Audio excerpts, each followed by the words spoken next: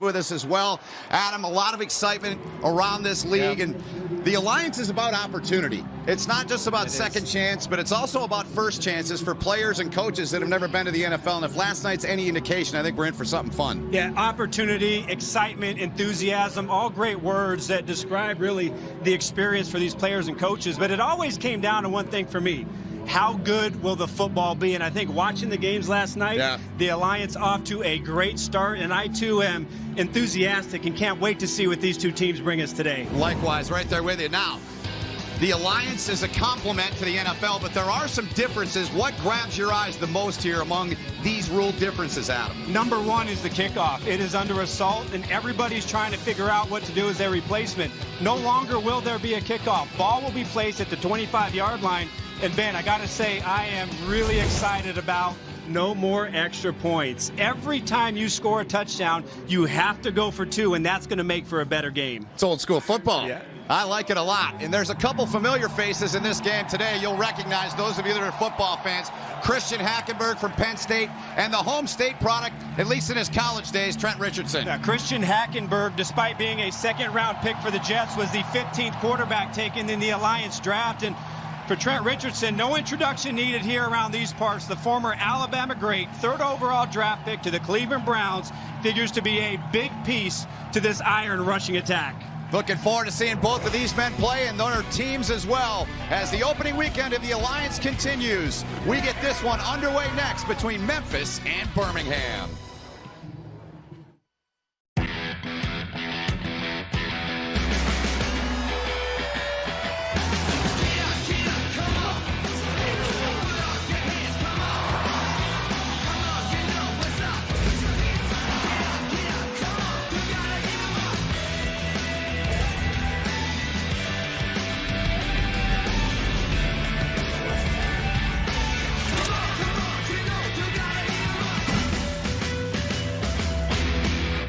This is a special report for people who want the facts about reverse mortgages without the hype.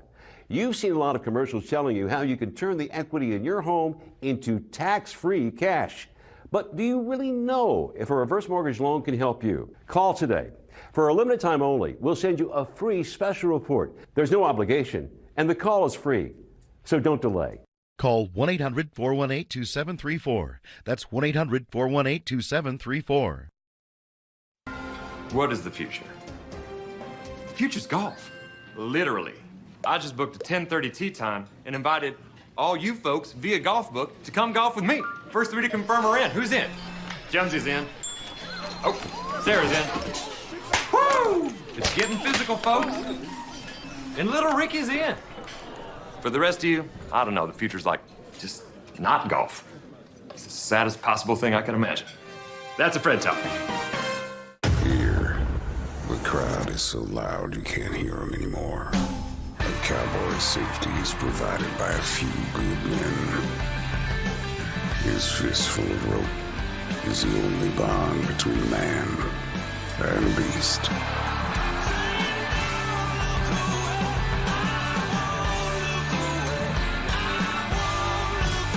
Those 8 seconds go by mighty quick in the house of PBR.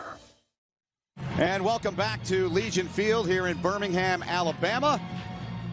Just about set to have the coin toss to get this one underway. Our referee today is Brandon Cruz. Let's listen in. So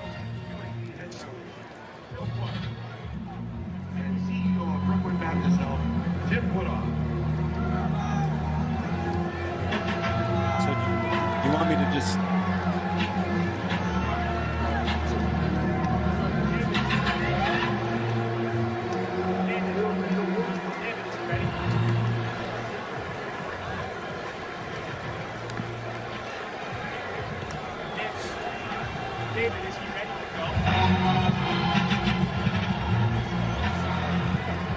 Gentlemen, welcome to the Alliance. Memphis will call the toss. The coin has the Alliance logo and the Birmingham logo. Which side would you like? Alliance. The call is the Alliance logo. It is the Alliance logo. Memphis has won the toss and will take the football. Which goal would you like to defend? That's all. Memphis will put the ball in play, 1st and 10 from the 25-yard line. Have a great game. So there's the coin toss and the particulars on that. Mayor of Birmingham making his way out. Randall Woodfin. A lot of excitement. Good turnout here at Legion Field for this one as well. Let's get down to the third member of our broadcast team, John Schriffen with Mike Singletary. Well, Ben, thank you so much, Coach. After months of preparation, here we are. Opening game for the Memphis Express. What are you looking forward to the most tonight? You know what? I just really want to see our guys come out and play. They've worked so hard. The coaches have been coaching, and just want to see them get out there and exemplify everything that they've learned. There's so many unknowns about this game, especially the other team, Birmingham Iron. You don't have much tape on them. What concerns you the most about that team? Well, really, it's not a concern for them. It's really a concern for us. Just making sure that we do the things that we've been coached to do, and everything else will take care of itself. Should be a fun one. Good luck, Coach. Thank you very much. Ben? All right, thank you, John. There's Christian Hackenberg. We'll get the start for Memphis. And the two teams will come on. And as we touched on at the top of the show, no kickoff, so ball placement at the 25, Arch. Ball placement at the 25. I think watching the game last night, it was striking how much faster it was. Yes. You know, no more, you know, there were many less dead spots in play. And I think it's a radical departure to football purists like myself. I think it's always kind of fun for that opening kickoff to kind of kick things off. But this is a different thing, and I think it might be a good change for the game. So the Birmingham Iron, you get a look from our sky cam. They're in the black jerseys. And Memphis in the white here on the road. Christian Hackenberg under center. From the 25, first play in the franchise history of these two teams. Zach Stacy with it. Good pickup of about 5 for Stacy there to open the game. And let's get a closer look at him, at Christian Hackenberg and some of the particulars on him. What a career he had at Penn State. Well, I think when he came out in the NFL draft, he was a very polarizing prospect. Some people said that he really had what it takes to go to the next level, but other people said that he wasn't even a draftable quarterback. I think the number one thing that he's been able to work on with all the reps here in camp is his mechanics. If he can straighten up his mechanics, he'll be a much more accurate passer. See what he does here on 2nd and 5. Checks off over the middle, first down, it's caught, and out to the 40, across the 40-yard line. It is a first down. Brandon Barnes, the catch in the first down. Lineups on the top of our I-bar. Did you say to me yesterday, 81%, I believe, was the number of players in this league have played some time in the National Football League, correct? That's the stat that jumps out. I think there's no question that there is some talent here on the field. And a lot of these guys just need some more reps, need some more seasoning. And we're going to use the word opportunity quite a bit here in this game. Yeah, we are. This is Zach Stacy looking for an opportunity to get back to the NFL, as he was taken down by Max Redfield there. And let's take a look now at the defensive alignment for Birmingham.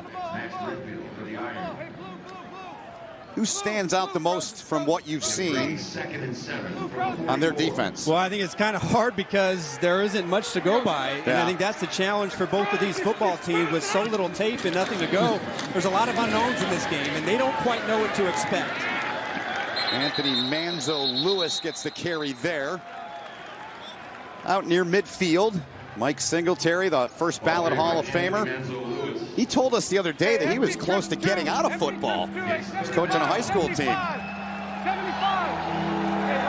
He was excited for this opportunity. 3rd and 3. Monday. Hey, stick. Set. Ready? Great access here in the alliance. The quarterbacks are both right. They take a shot, incomplete. 4th down coming up. As Hackenberg cannot connect there, Matthew Wells applied the pressure. Well, you can see right away the offensive coordinator for the Express, David Lee, going with a tempo attack, not getting in a huddle, everybody getting up to the line of scrimmage.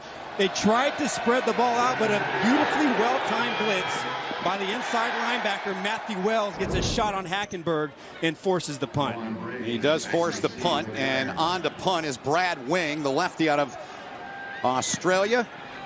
Quan Bray back, a very good return man in his college days. Fair catch at the 15-yard line.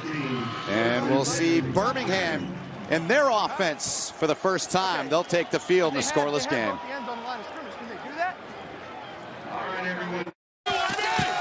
Come on, Carol. Hawaii, nice. Yeah, I'm excited. Finally earned enough rewards points. So jealous. Yeah, I can't wait to get that shave ice. What's shave ice? It's like a Hawaiian snow cone. Why not just say snow cone? I don't know, they call it shave ice. You fly to Hawaii for this. I don't go there for the ice. You saved up your reward points for ice. That's a lot of ice. Okay.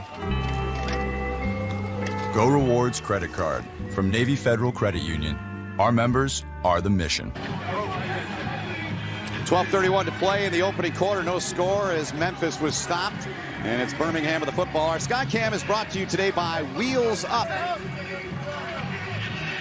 Skycams, we got coaches mic'd, we got quarterbacks mic'd. I love it. I love me some Skycam. That's one of my favorite parts of this broadcast. So Luis Perez, what a story this young man is. We'll get into it as we go along in the broadcast, but didn't even play high school football at the varsity level. Was a wide receiver as a freshman, a very confident young man, was in training camp for the Los Angeles Rams. What a play there to get the first down by Braden Bowman. A pickup of 16. Well, Los Angeles Rams fans might recognize this play. This is a Sean McVay special.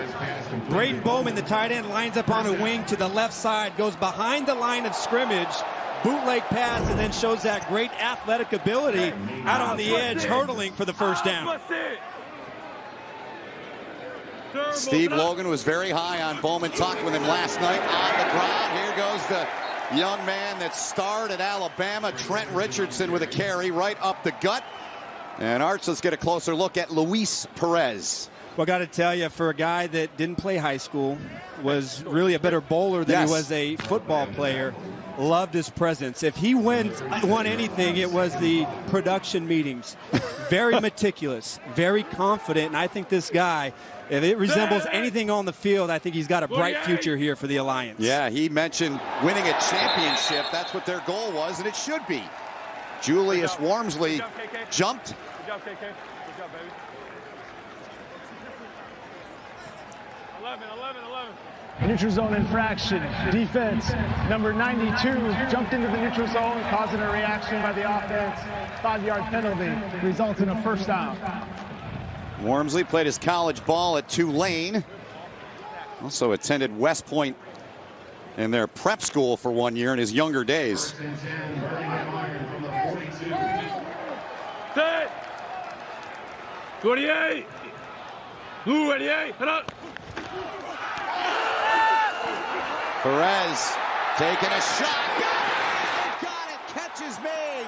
Quentin Patton, huge gain for Birmingham to move the sticks. A gain of 43 yards, Arch. Watch the top of the route, Quentin Patton, and he gets that great separation. We talked to the offensive coordinator, Steve Logan, and he said this offense needs explosive plays. That is the one thing that we haven't had this year so far. Where are those going to come from? And great timing by the quarterback, Perez, to launch that ball right out of the break and beautifully on target for an explosive play. Yeah, and Logan said he was with Patton in San Francisco. Had some starts the year Chip Kelly was the head coach in San Francisco, did Patton. Richardson dragged down at the 11-yard line. Anthony Johnson, the first to get to him for Memphis. Tackle made by number 96, Anthony Johnson. Well, what we're seeing right now from the Iron offense is a lot of misdirection, a lot of play-action passing, and really mixing in that zone running for Trent Richardson. And so far, I've got to say, this is a very crisp opening drive, and they've got to be extremely excited here for Tim Lewis's offense. Yeah, right there with you. They have been crisp from the 11-yard line. On 2nd and 5. Perez looking into the end zone. Nearly a one-handed grab, but incomplete as he looked for Quan Bray, the former Auburn Tiger. Perez pass intended for Bray. Good play out there for the right quarterback, Channing Stribling, who was in great trail position on Quan Bray. Quan Bray, if you remember, he's got some great speed. He was a great threat at Auburn. Yep. Did a nice job for the Colts as a primary kick returner, but I think when you look at this offense, they've got some guys that can run and that can really stretch the field. 3rd down and 5 for the Iron.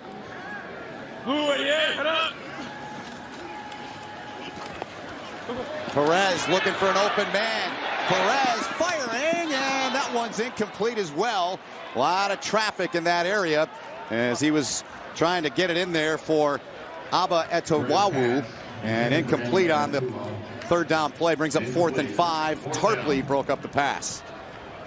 Mike Singletary has to be really pleased. I mean, at times in that drive, his defense was on the ropes, and they gave up an explosive play. But to be able to compose themselves, to collect themselves, and as the Iron were marching right around that 10-yard line, to be able to stand tough and force a field goal attempt, I think is a win for Mike Singletary's defense. So Nick Novak, 10 years in the National Football League on, and Novak is true, and the Birmingham Iron have their first points in franchise history. There's their head coach, Tim Lewis. 9:44 to go in the opening quarter. Birmingham 3, Memphis nothing.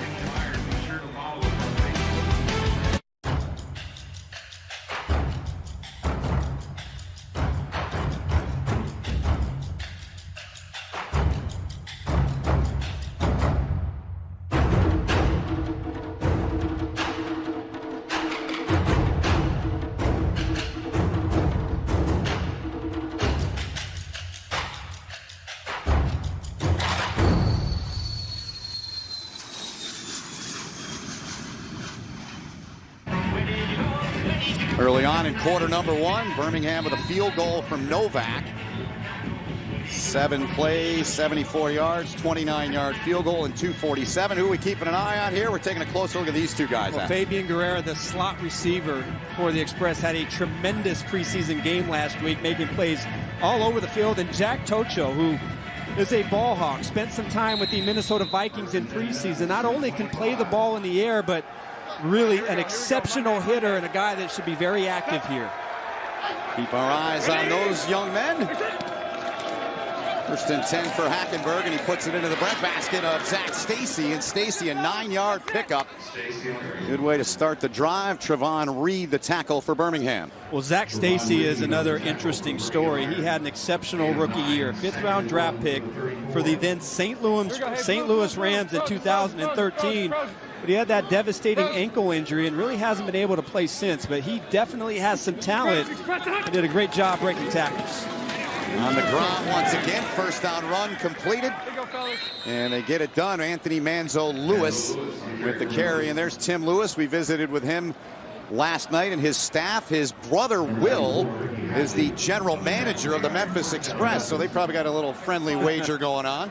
I had a chance to be coached by Tim Lewis in the 2001 Senior Bowl when he was the then defensive coordinator to the Pittsburgh Steelers. So a guy that's been around the National Football League for a long time and really understands how to play great defense. And we go back to that word, opportunity. It's an opportunity for him to be a head coach, and a beautiful job getting in there to make the tackle by Beniquez Brown.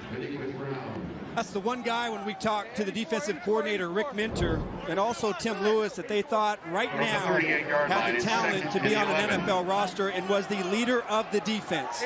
And that's what you want to look for in these linebackers. Who can press the line of scrimmage?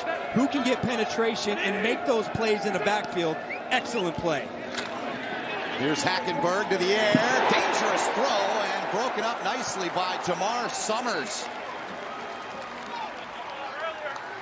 Ben, pay attention to this break on the ball by the cornerback, number 26, Summers. Look at that transition. Right out of his break, undercuts it. And he makes a good play, but we always used to say that was a good play. Let's go ahead and make a great play. Pick up that ball and go the other way for 6. But a nice transition out of his break and breaking up that pass. And the reacts from his head coach, Tim Lewis. So it's 3rd and 11. Memphis 0 for 1 on 3rd down. Hackenberg under pressure, stumbles and goes down over the 35. So good work by Birmingham getting in there and putting the pressure on him. And it was Jonathan Massaquoi, the product of Troy, making the play at him. Right off of Hackenberg's left side. This is a blitz. And Massaquoi just completely beats the left tackle, Anthony Morris, inside. Really a nice job by Massaquoi, who had a pretty good resume as an outside pass rusher, to get to the inside, force Hackenberg to get upfield, and make the big play for a key stop. Here's Bray, fields it at the 11. Breaks a tackle. Big time block, and Bray with a decent run back there. Gonna get out near the 20-yard line. Shaheed Salmon forced him out of bounds. But I think the one thing that really stood out last night, I thought both teams defensively had some really good success blitzing. And remember, in this league, you can only blitz 5 players. Correct. That's the maximum. No all-out blitzes, but when they blitzed, they were able to expose some of the slow feet of some of these offensive linemen. So I would expect now, as we get a couple series under our belt, both defensive coordinators to start to send some pressure to get to these quarterbacks. Great point. Trent Richardson behind Luis Perez. They feed Richardson, but he's going nowhere. Stopped dead in his tracks. First to get to him, Corey Vereen, the defensive end. Take a look at the Birmingham offense on the I-bar. The big boys up front. And the backs and receivers. And I like that word you used, Arch. They were crisp on that opening drive, 247. And they capped it off with a 29-yard field goal by Nick Novak. Took the shot downfield to Quentin Patton on that drive. 2nd and 13. Perez gets rid of it. Open man. First down, Birmingham. And it's Patton again coming up with a catch. Gain of 15 for the Iron. Well, these play-action passes, these little half rolls, and a really nice job of Perez standing in there. He knows that he's going to get hit. Patton is able to come open over the middle, but another really nice pass from Perez to be able to scan the field, get that ball out under pressure, and pick up the first down. Loved his confidence. We talked about it on the last drive last night. He said, everywhere I've been, we've won. Hey, short. Trying to do it here on opening day for these two teams in the Alliance. Pressure coming. Perez cannot get away from that heat there of Anthony Johnson, who drops him for a loss. His head coach will love that, a loss of 8. Anthony Johnson, the former LSU Tigers standout. Again, play action pass, half roll. And what they're trying to do is pull the backside to seal off Johnson, but he is just too fast. He gets upfield and gets to Perez and makes the big play in the backfield. Now, the Irons sitting here at 2nd and 16. See what Perez and the offense comes up with here. Anthony Johnson some time in the National Football League. Flag flies. And a good job on the front there of Memphis again on Richardson. I think this is going to be an offsides on the Express. Yep, you're right. Right defensive end for the Express. And just defense number 54 was in the neutral zone at the snap. 5-yard penalty. It's 2nd down. Well, it's on Quentin Gauze, the linebacker.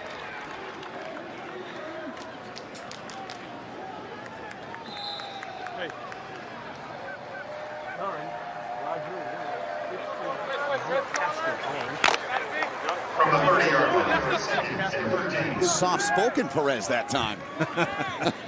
He wasn't last night in our meeting. He wasn't. He was ready to go. He was. 2nd and 13 for the Iron. Try the jet sweep. See what they can do with that. It's Felton. They call him Turbo. Because of his speed, Terrell Bonds made the stop. And let's get a closer look at that Memphis defense as we see that off our I-bar on the bottom of your screen. The starters.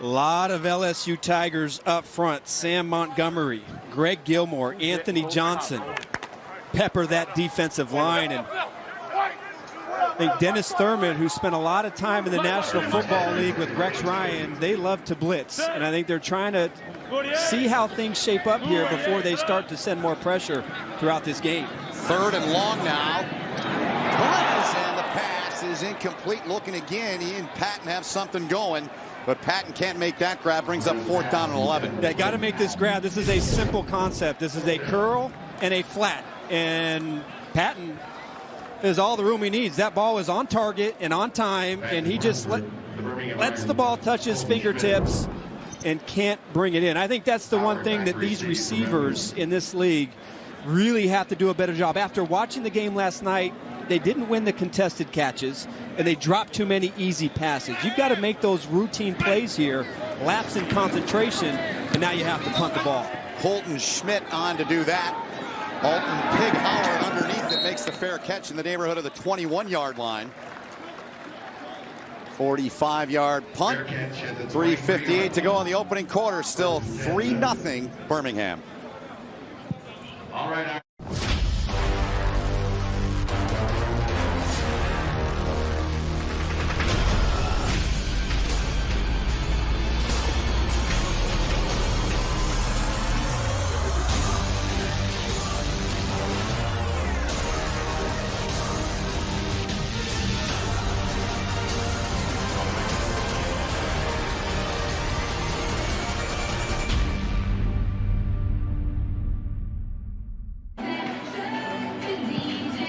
3:58 to play in the opening quarter. The only point so far, a 29-yard field goal by Nick Novak for Birmingham. So Christian Hackenberg brings the offense on for the 3rd time here already.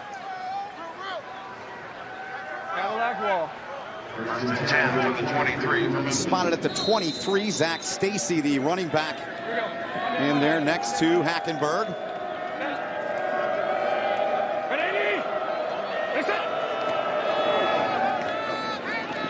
Fake it to him, and Hackenberg keeps it. About a 4-yard pickup there right up the gut. Jeremy Falk on the stop. In the scrimmage they played against Salt Lake, Hackenberg 9 out of 15 for 128 yards and a touchdown. He was 6 of 6 on the opening drive. But New York. so far today, not much yet. Gun, Monday. Set. Ready? Hey, set. This is Zach Stacy stringing it around the right side. Going to set up a 3rd and short for the Express. Ben, I think when you go back and we talk a little bit of Christian Hackenberg, and after spending some time talking to his offensive coordinator, David Lee, they really went to work on his mechanics. They felt like he had an overly long, extended delivery, and they really harped on it. And they really felt like with better mechanics, he'd be able to be more of an accurate thrower. And that's where I think a league like this is extremely beneficial, to get all those reps and be able to work on those mechanics under live competition. No question about it. 3rd and 1. And they go right up the middle. That's old school smash mouth football right there. And they get the job done. Manzo Lewis, a 7-yard pickup. I remember that play from my old high school wishbone offense, straight fullback dive. How about Anthony Manzo Lewis using that power to pick up the 1st down? Here we go, Monday.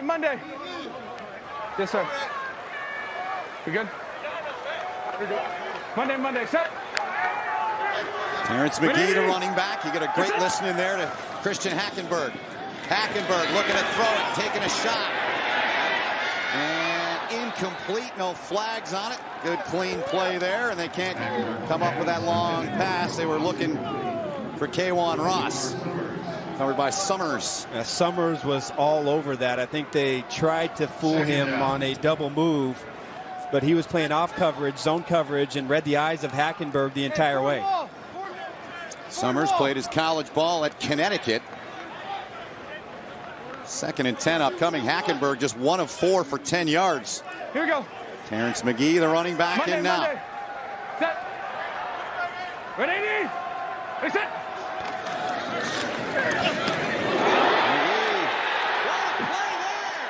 What a play by Birmingham, and Summers is having some day here.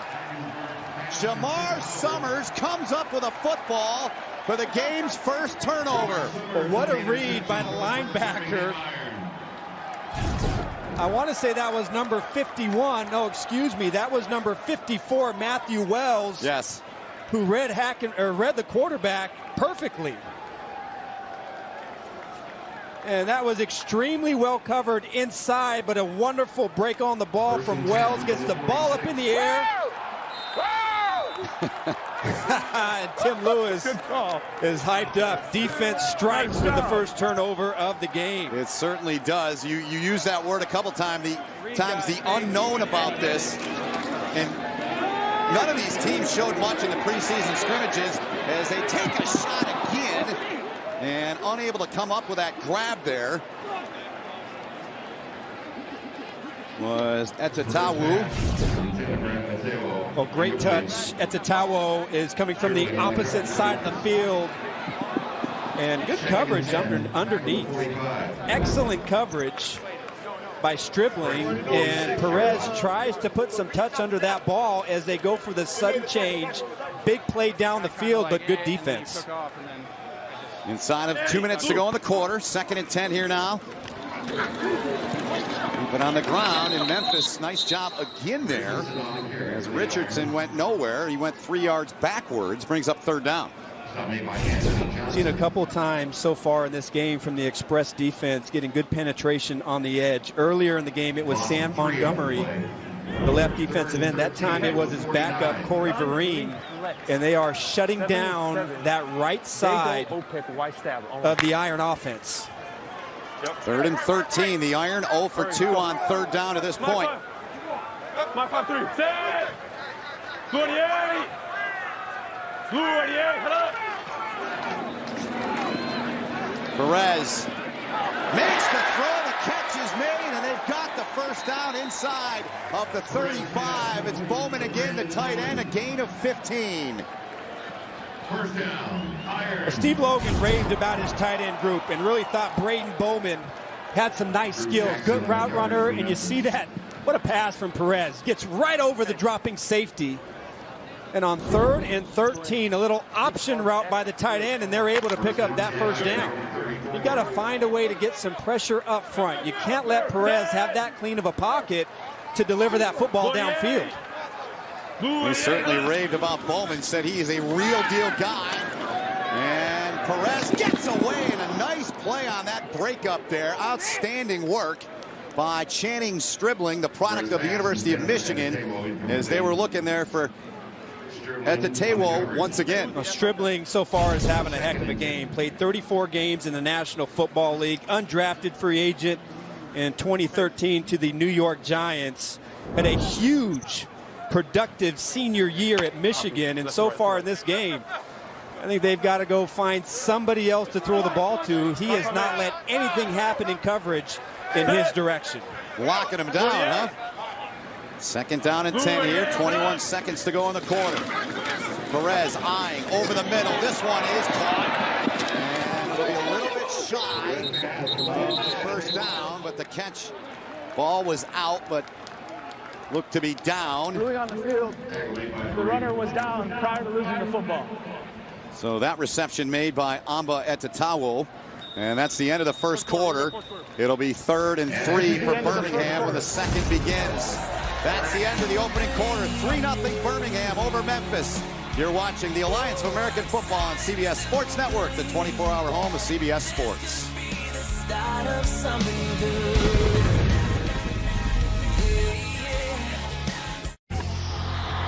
Expectations are sky high.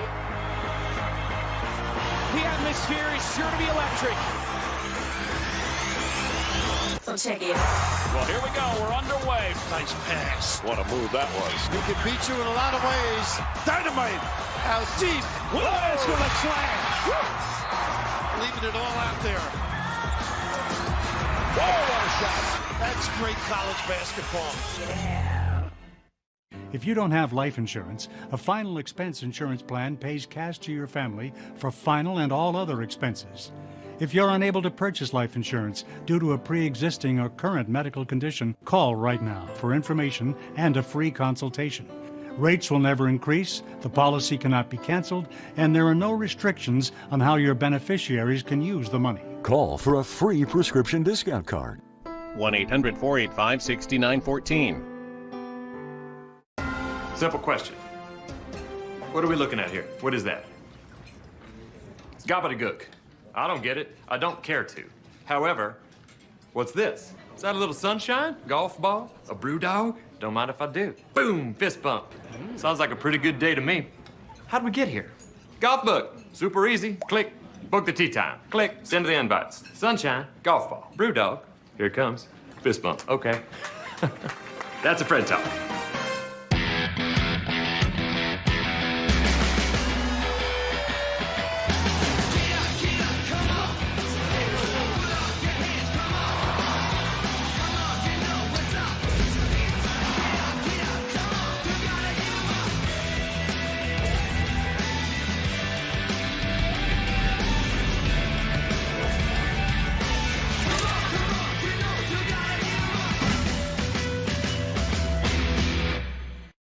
Back here in Birmingham, Alabama, at Legion Field, the Alliance opening weekend. Birmingham Iron on top of the Memphis Express 3-0 with Adam Archuleta. My name is Ben Holt. Third member of our broadcast team, John Schriffen, down on the field. Well, Ben, thank you so much. I'm here with linebacker Benitez Brown. And Benitez, what was the game plan heading in today? Because you guys have been very disruptive already, getting to quarterback Christian Hackenberg.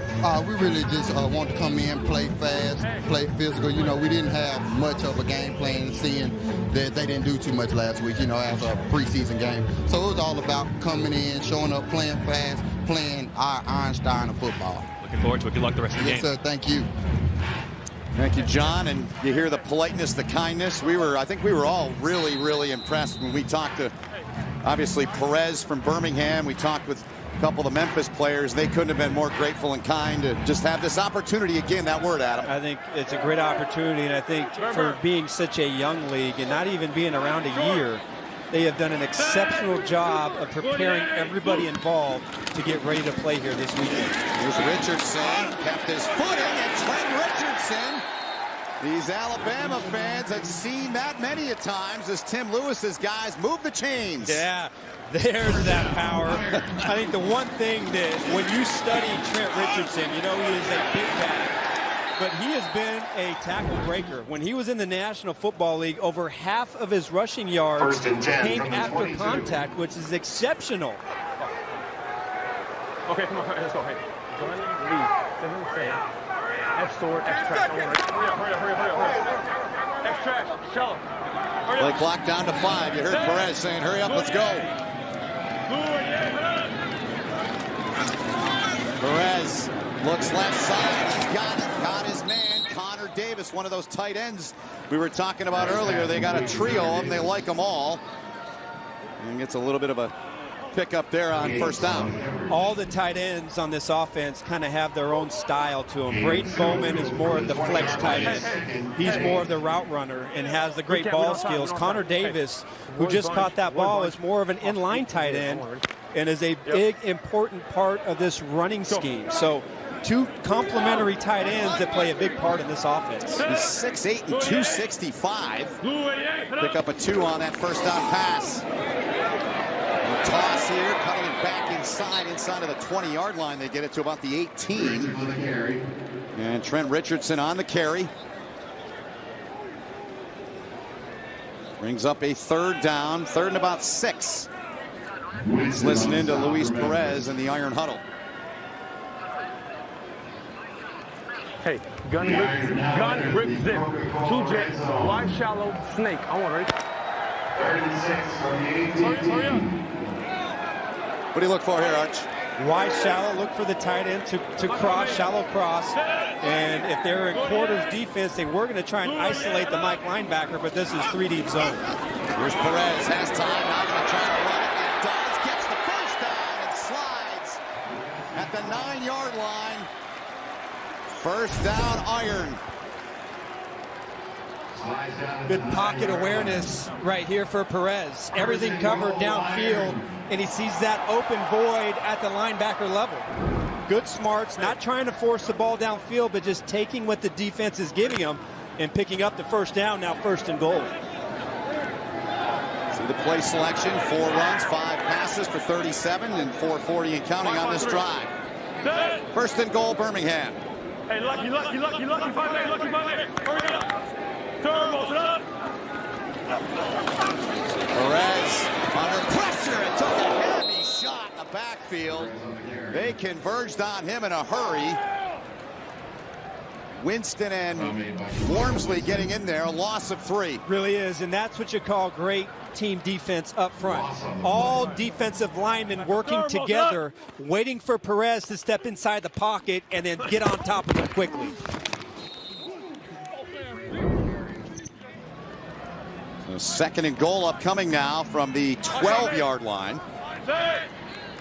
48. Blue 88, head up. Not much doing there. That front's been solid for Memphis. They're solid once again there.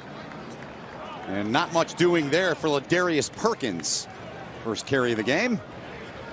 Well, once again, we saw this on their first drive of the game where they drove down the field, and right about that 10-yard line is when the Memphis defense started to tighten up. So here they are again, 3rd and goal. And for the 2nd time in this game, in this scoring position, unable to move the ball. So 3rd and goal from the 10. Hurry up. Yeah. 28. 28, head up. Just got that awaited. Perez swings it out to Perkins. Had it, lost it, but he never made the catch. Never had control of it. And it was Kater who was over there to get up and break it up. Good reaction outside.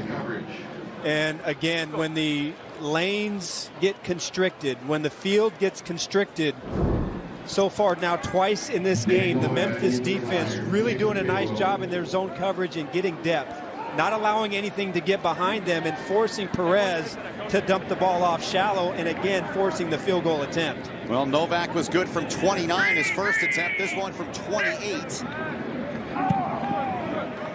And he's true on that one, so 6-0 Birmingham. A pair of Nick Novak field goals for Tim Lewis and the Birmingham Irons, who are on top, 6-0. This land is your land, this land is my land, from California to the New York Island, from the Redwood Forest to the Gulf Stream waters. This land was made for you and me. Early stages of the 2nd quarter here, opening weekend of the Alliance. Birmingham on top 6-0 over Memphis. It is opening weekend, and the Alliance is launching Touchdown for Team Rubicon. For every touchdown scored in every game this month, the Alliance will donate $1,000 to Team Rubicon, a veteran-led nonprofit that helps communities recover after a natural disaster. Find out more and join the effort at aaf.com/donate. Radar. Monday. Set. Ready? Set. Memphis on the 25. It's Neal with a carry, his first carry of the game, Arch. Any thoughts so far on no kickoff, Ben? Any observations? What are your thoughts? I'm not. Look, the Kickers Union won't like it, but I'm not missing it. I don't know. I'm a football purist, but it makes the game go faster, and I think that's a plus. The pace of play is striking here, not only last night, but watching it here live. I think it's a good change. It's a NASCAR-like pace. We are in Alabama, not far from Talladega. That one's incomplete on 2nd and 5 there from Hackenberg. And I also think, it's only 5 seconds, but going to a 35-second clock. Right. And it's not 35 seconds from when the official spots the ball. Correct. It's 35 seconds from the end of the play. Yeah. So it's almost 15 seconds faster in between plays than what we're seeing from the National Football League. And I think so far it's worked. I'm with you on that, Arch. 3rd and 5.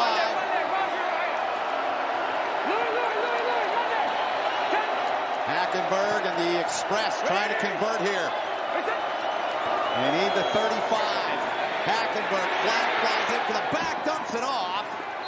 And the catch was made by Ross. Now they're saying no. There is a flag. Yeah, I'm good. Yeah, what happened there? Johnny Maxey with the pressure. Illegal formation on the defense. 15-yard penalty from the creep bot. Automatic first down. So, Art, you mentioned it earlier. You can only rush 5 inside of the box, and they got caught here. Yeah, you can only rush 5 players, and all of them have to be within 5 yards from the line of scrimmage and less than 2 yards outside the end man from the line of scrimmage. Kind of hard to see exactly what they called right there, but 15 yards, a huge penalty when they should have been off the field. No question about it. 9:55 to go in quarter 2. Hackenberg hands it off. And the carry there by Neal. Rajion Neal, the product of Tennessee.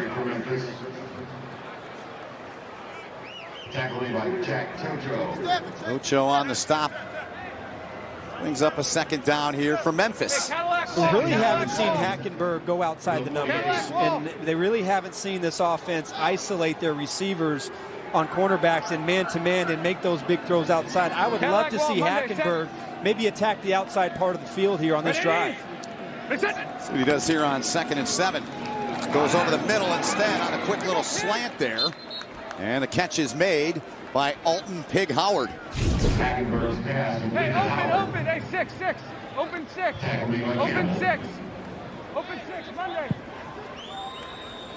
So a first down for the Express. You know, Ben, you know what Monday means? Roger. Have you picked up on what Monday means? Monday. Tell you after the snap. Ready? It means he's throwing. Not this time, though. Big play turned in by that defense. Massaquoi getting in there, leading the charge for the Iron. So if the Iron are perceptive on that defensive front, Monday most likely means that they're going to go on first down. So they should be able to time up that snap count, and that's some of the things that you're always looking for on defense are the quarterback's tells. But when he says Monday, it's always been on that first down, and if you're smart, you can get a good jump on that snap count. Well, Birmingham was there. They got him for a big loss. It's 2nd and 18 now. Monday. Go to 5-4. Set. It's no Omaha, but he's saying it an awful lot. Play clock. They didn't get the playoff. They waited till Tuesday on that one, apparently. Daylight savings time, right? Yeah. Central time. The clock's got We're all turned in. back. On the offense, 5-yard penalty. 2nd down. We're all on different time zones, but we're happy to be here no matter what. So that backs up Singletary's guys. Patriot. Indigo. He's 2nd and a mile. Here we go. Patriot. Monday. 24 Monday. it is. 2nd and 24. Ready? Set. Hackenberg dancing around. Now got to get rid of it. Throws it short, incomplete. Good coverage there by the Birmingham defense. Xavier Dixon applying the heat. Really good coverage downfield for the Iron on defense. And right now it seems that most of the throws and the completions that we're seeing from Hackenberg on this offense have been in their run-pass offense series, where they fake the handoff and throw that quick slant over the middle. But down the field in their isolation routes, they just haven't been able to get any separation. 3rd and 24 now for the Memphis Express, and Christian Hackenberg dumps it off here into the hands of Neal, and the Birmingham defense flexing their muscles. Jamar Summers, who's already had an outstanding start here on the opening weekend for the Iron, coming up to play there. Yeah, both cornerbacks. Jamar Summers has been extremely active so far today, as has been Channing Stribling for the Express on defense. And I really like what the Iron are doing on defense. They are playing smothering coverage on the back end, and there's simply nowhere for Hackenberg to go. I would have to say they've got to start to work this running game a little bit and start to massage the defense. Yeah. Wing on to punt. Juan Bray. Dangerous weapon back there. A good job by the coverage team for Memphis. And they take him back for a big loss. Terrell Bonds making the play in there. 6:53 to go in the second quarter. 6-0 Birmingham on top. For the first time in the history of pro sports, here's the app as fast as every player in the game. The Alliance app delivers revolutionary technology, real-time play-by-play gaming, instant interactivity. Truly a game changer. Get the Alliance app today. Live predictive gaming at full speed. Call the plays. Unprecedented and at your fingertips. Available in the App Store and Google Play today. Is this beautiful $5 pitcher from Buffalo Wild Wings half full or half empty? Well, that depends, really. Are you from New England? Come in this weekend for $5 select pitchers at Buffalo Wild Wings. Birmingham with the football again. Luis Perez, product of the San Diego area, Chula Vista, California. Trent Richardson lined up to his left.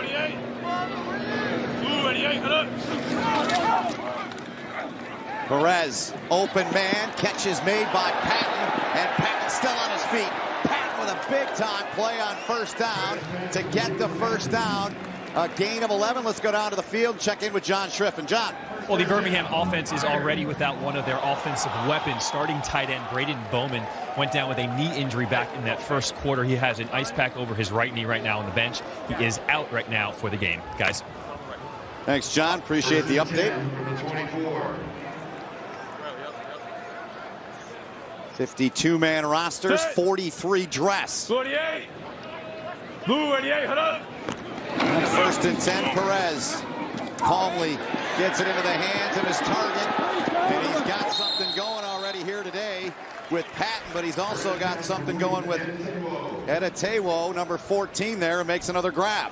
Yeah, coming into this game, I thought that Edetewo was going to be a guy to watch. He is a late addition here for the Iron in camp, but he's got some great speed. You see how smooth he is with the ball in his hands. And again, for an offense that's been looking for explosive plays, I would figure that he's got to be a guy you have to watch down the field as this game goes on.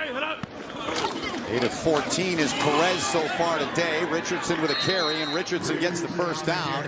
Davis Toll made the stop. Yeah, and to add to what you're saying, I mean, these teams haven't had a lot of time together to work together. It was very interesting last night. Yeah. Listening to Tim Lewis talk about his timeline here in Birmingham, and I mean, they put it together quick. Well, think about it. You usually, on an NFL team, you have off-season workouts, you have OTAs, you have mini camps, you have training camps. These players have been together for about 30 days. Right. And they've had to do everything and install everything in 30 days, not to mention get into football shape. So I got to say that they have done an excellent job across the board in getting ready to play this game. No doubt about it. Perez taking a shot, floating up.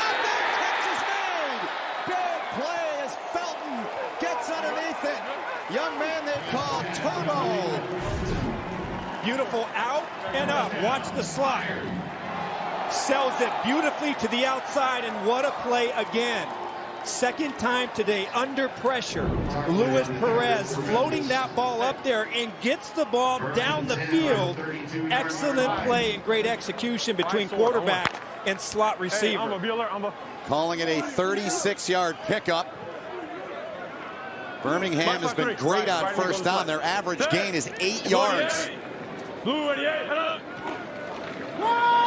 Perez, and too high there, looking at Trent Richardson, trying to swing it to him out of the backfield. He had a lot of real estate, did Richardson, but just too high on the pass from Perez. Ball just kind of sails on Perez that time, and we talked about in 2 previous drives, this football team offensively has done a really nice job until they get to the 10-yard line. So I would expect the offensive coordinator, Steve Logan, to maybe take some shots around this part of the field and try and get the ball in there where there's more space for their wide receivers to operate. Let's see what they do here on 2nd and 10. Perez. Richardson broke 1 tackle.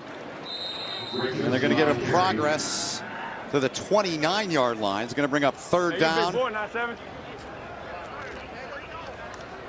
and about 7. Stop made by Drew Jackson, number 53. Take a listen in here to Luis Perez in that Birmingham huddle. Gun Lindy, 3 jet, Toro, shout. I want ready. Sound good, Buster. No, Lindy. 3rd and 7 from the 29-yard line. 3 jet. Hurry up, let's go. My 5-3. 3rd and 7 for Luis Perez. Takes a shot, got rid of it, and incomplete. Incomplete. Patton said yes. The officials say no. The Birmingham fans voicing their displeasure. It's an incomplete pass. It's 4th down. Corey Vereen applied the pressure. What do you think, Arch? Let's see it. No. And ball hits the ground. Yep. Good effort. Good one-handed effort. But that play was made by the defensive front of the Express. A beautifully executed game on the left side, and they get pressure up the middle and right in the face of Perez. So Novak, he's been a busy guy here today. His 3rd field goal attempt. He's 2 for 2. Opened the game with a 29-yarder, then a 28-yarder. Here he is from 47. Good snap, good hold. And Novak, 10 years he spent in the NFL with a number of teams. And Nick Novak, 9, Memphis nothing. Matches the uniform number as well. So Tim Lewis and the Birmingham Iron here on opening day, a 9-0 lead. Oh, they're trying to take kickers out of the game, but they don't want to die. No kickoffs. You got to go for 2. You still have field goals, and there's still punts here in the Alliance. And Nick Novak said, "You can't get get rid of me." He's all smiles, as he should be. Out of the University of Maryland, a San Diego native. Made 82% of his kicks. Played for Washington, played for Arizona, San Diego, the Chargers, Kansas City, the Jets, and the Texans. And he's got all the points so far in franchise history here for the Birmingham Iron. And going nowhere was Terrence McGee. 8 stages of this second quarter. I want to remind you, our Skycam is brought to you today by Wheels Up.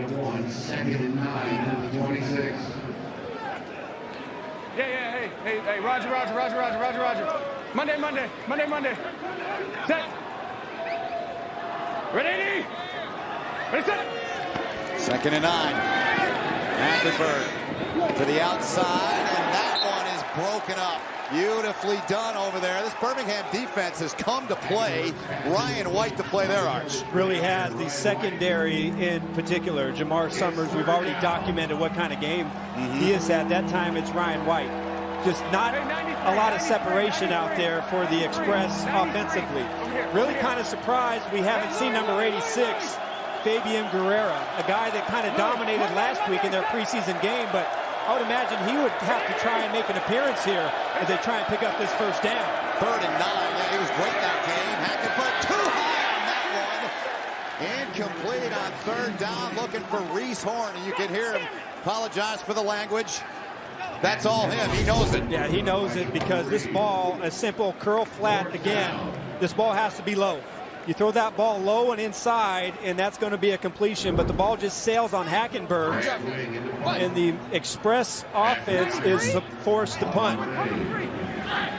So wing on to punt again. Yeah, that one blocked. Juan Bray from the 20. 2014, he was 2nd to punch it off, and punt return. Good job there to string him out.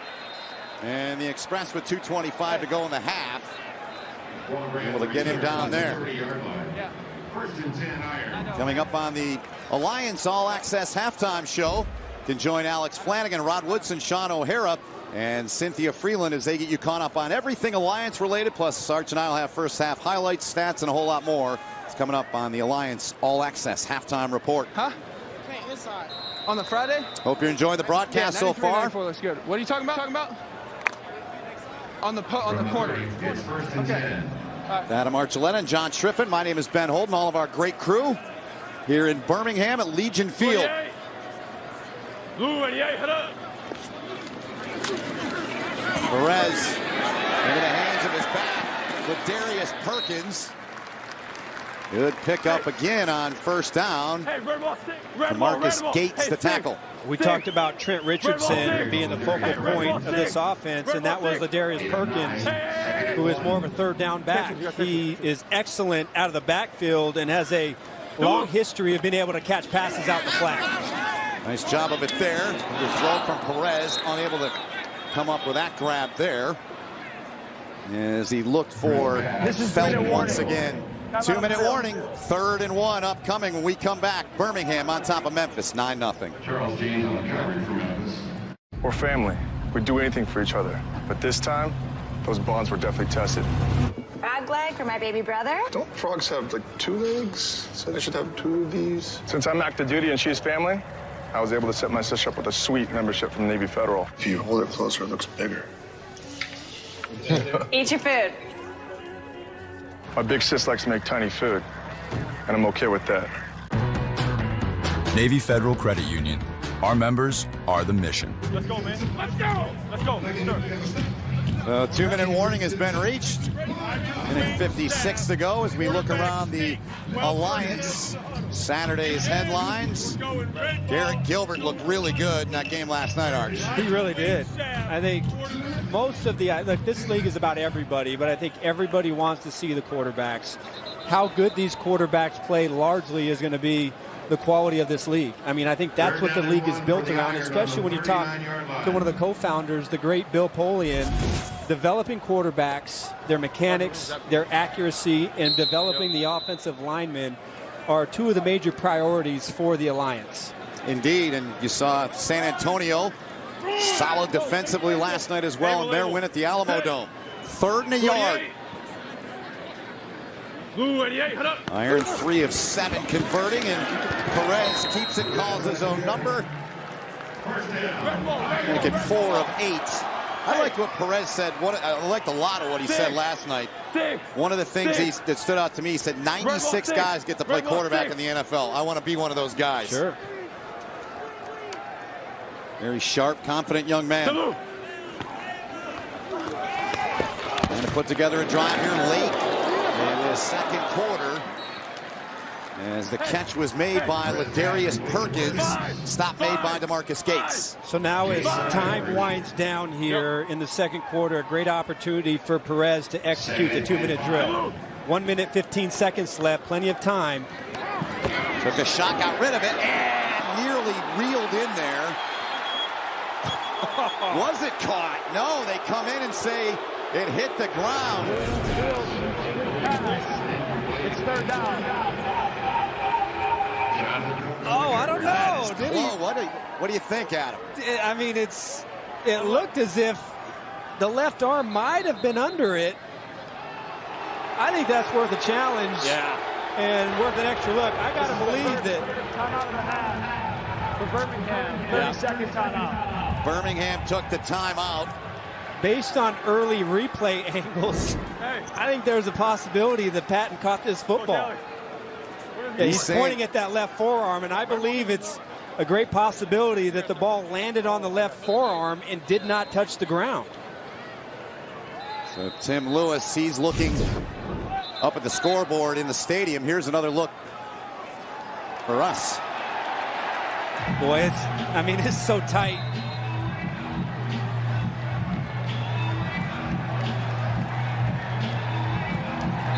I mean, there is a chance that the ball simultaneously touched the ground as it hit the forearm. Tim Lewis has thrown the challenge flag. Yeah, but I think that angle right there, you're going to see the nose of the football hits the ground simultaneously as it hits his arm. So I think this play is going to stand as an incomplete pass. So one of the things the Alliance is offering, and you'll see here, you will hear our replay official, Mark Butterworth, look back at this. Can't tell if the hand's underneath it. The point of the ball hits the ground when it comes down right there. It's Under not 2 minutes, under there is control. no challenge. It's the ground.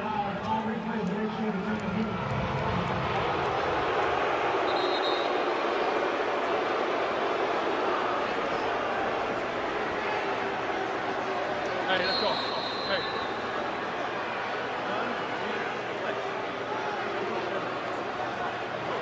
So to me, Ben, the ball hits the ground simultaneously, and so I think that's a good call. Play stands as an incomplete pass. Under 2, of course, and has come from the booth, so the challenge does no good. Incomplete, the play stands.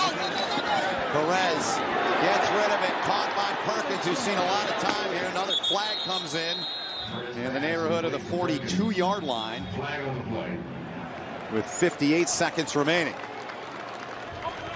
Could be a block in the back by one of the Express wide receivers. Prior to the pass, holding on the defense. Penalty is declined. Result of the play is first down. That's big. 58 seconds to go. Birmingham averaging 8.3 yards per play on first down. Memphis averaging just 2. I think it's interesting having a defensive-minded head coach. You think coming into this game, especially with guys like Trent Richardson, that it's going to be a run-first offense, but it has been pass-first on first down. And so far, I think Perez has been up to the task of throwing so often on early downs. 12 for 22 for 168 for him so far. Incomplete there off the right hand of Quentin Patton. Second down and 10 coming up.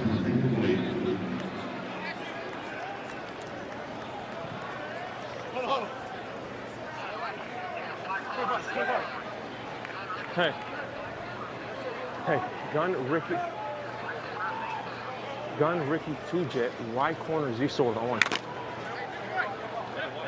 Yep. Mike 5-3. Second down and 10. You heard the huddle there from the 48-yard line. Perez down the middle and broken up, coming across and making that play was Tarpley. Arnold Tarpley is Patton the intended target there. And Tarpley in some pain, you can see. Training staff will come out to tend to him with 50 seconds to play here in the half. Yeah, look, just as Tarpley went up for the football, Patton's helmet hit him right in the ribs. Really nice job of coming over, and you see he's going for the football, but right in the ribs goes Quentin Patton's helmet, and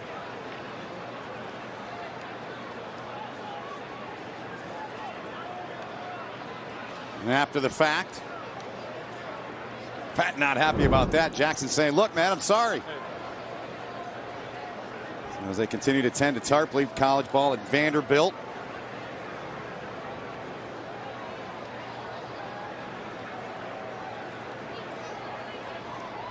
Head coach Mike Singletary. Hey, look in here. You get the next one.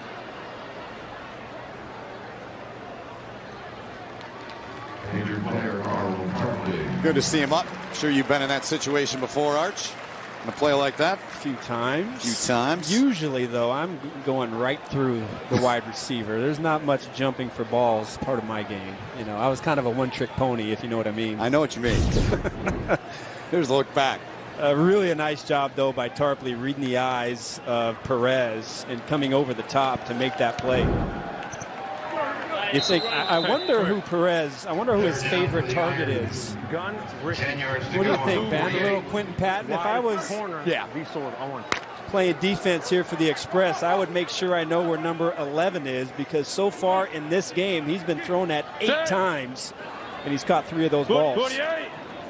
7 throws on the drive so far for Luis Perez. Make it 8. Perkins has got it near side. Little hop step there. Takes it to the 43-yard line where they're going to spot him out. A punt here on 4th down. I don't know. I think that certainly that's a conservative decision, but man, you're on the 42-yard line. You got to have a lot of confidence that this punter is going to be able to drop this ball inside the 20 or inside the 10. I'd have to say I would probably go for it, especially the way your defense has been shutting down the offense of the Express. Schmidt hangs one up high.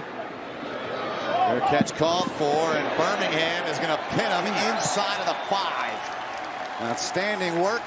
Jamar Summers, there's that man again, Arch. He's making plays all over the field, does it here on the punt coverage team. So naturally, punting is the wise option right there. Yes. Ben. Yes. Football is so much easier when you know what the outcome of the play is going to be, don't you think?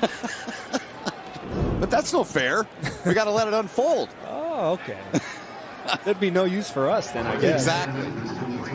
So 34 seconds left. What do you do here? Yeah, I would imagine you're going to see Memphis run this ball right down the middle, get out of dodge, and go into halftime and try and regroup. But you cannot risk something. It's going to be a run play. Yep. Hackenberg gives off right up the gut, as you said. Safe play there to Zach Stacy. Hey, same thing. Hey, hammer. Birmingham will get the ball to begin the second half, leading 9-0 at this point of the game. Hey, easy.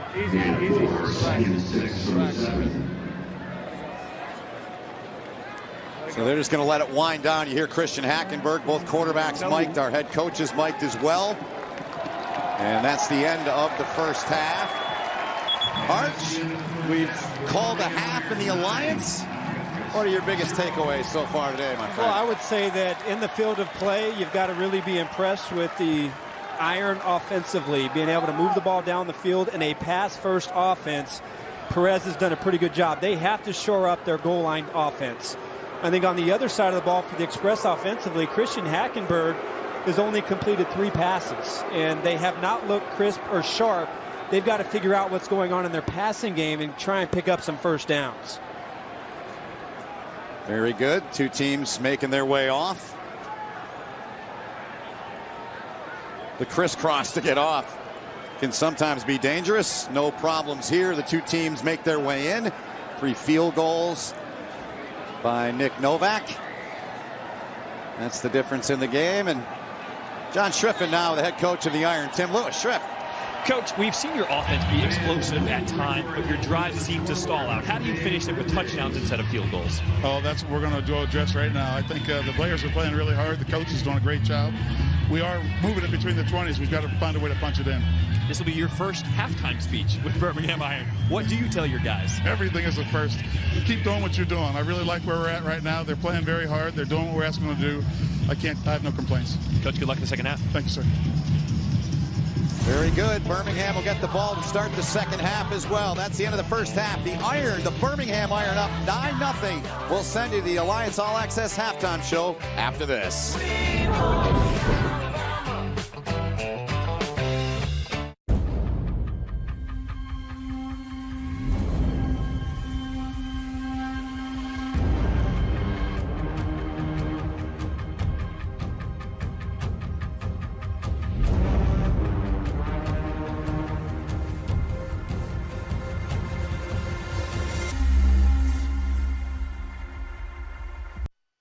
Guys, listen, they have thrown their best punches, and they got 9 points. Everything went perfect for them in the first half.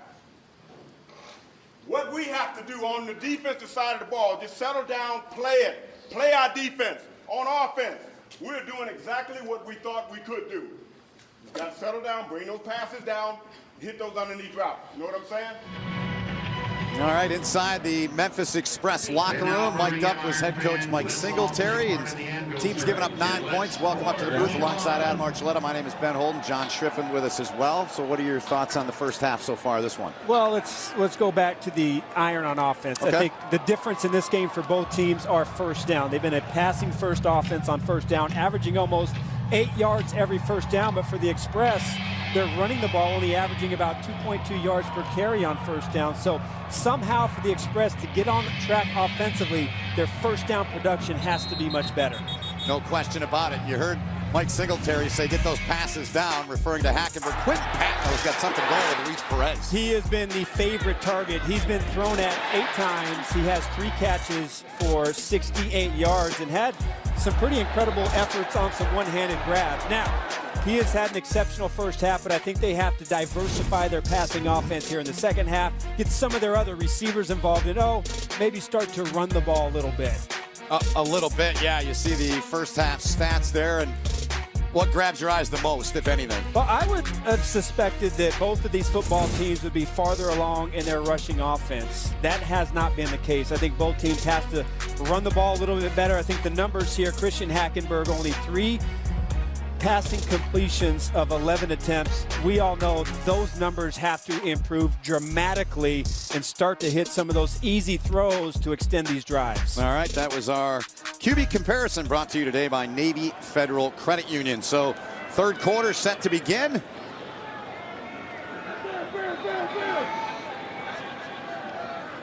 Birmingham, 1st and 10 from the 25. Richardson. Davis Toll with a tackle.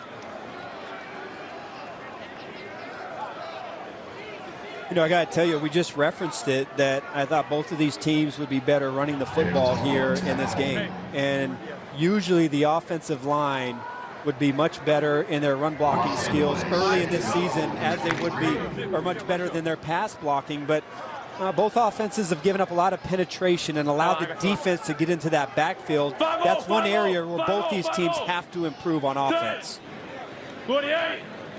That's a 2 on that first down play. Perez. And almost intercepted. Almost picked off by Memphis. Channing Stribling. We had a couple of big plays in the first half. Couldn't come up with that one, Arch. Good pass protection by number 33, Trent Richardson, and Stribling almost able to make the interception here to start off the third quarter, and that's maybe the 4th time that we've said his name today in coverage. There is a flag down. Sorry, Arch. You might want to test your chances against some of these other corners. 15-yard penalty from the previous spot. Automatic first down. So on a big costly penalty there against Mike Singletary's defense. Stribling going off, and also hobbling off is Amba Etatewo, who they targeted a few times in the first half. It was a legal defense. You can only rush 5. And we've got 1, 2, 3, 4, 5, 6. How about that? That's right. Pretty good at that, right? I was a little confused at first on whether or not I could count properly, but I feel pretty confident about that. Good stuff. Richardson lined up behind Luis Perez. 299. Richardson, they feed him. Finds his way through. They lost the ball, though. Ball came out. And a mad scramble to try and get it. They'll have to unfurl the bodies in there. It came out. DeMarcus Gates, the one that forced the fumble on Trent Richardson.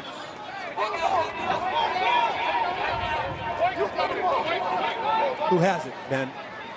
I'm going to guess Birmingham. No, it's Memphis. First down, Memphis. They've got it. I couldn't tell with all the bodies in there. Well, Richardson coughs it up.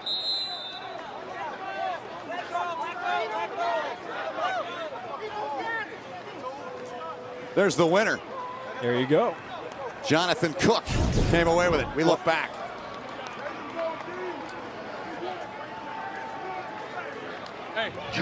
Really nice job, you see, right at the end of that play. Gates got it loose. The Gates coming in from behind. And Richardson just drops the ball. That's a great start for Mike Singletary's defense. Now, for the first time, really in this game, Christian Hackenberg and his offense enjoying some really nice field position. Let's see if they can do something with it. Yeah, DeMarcus Gates, weak side backer, coming up with that forced fumble.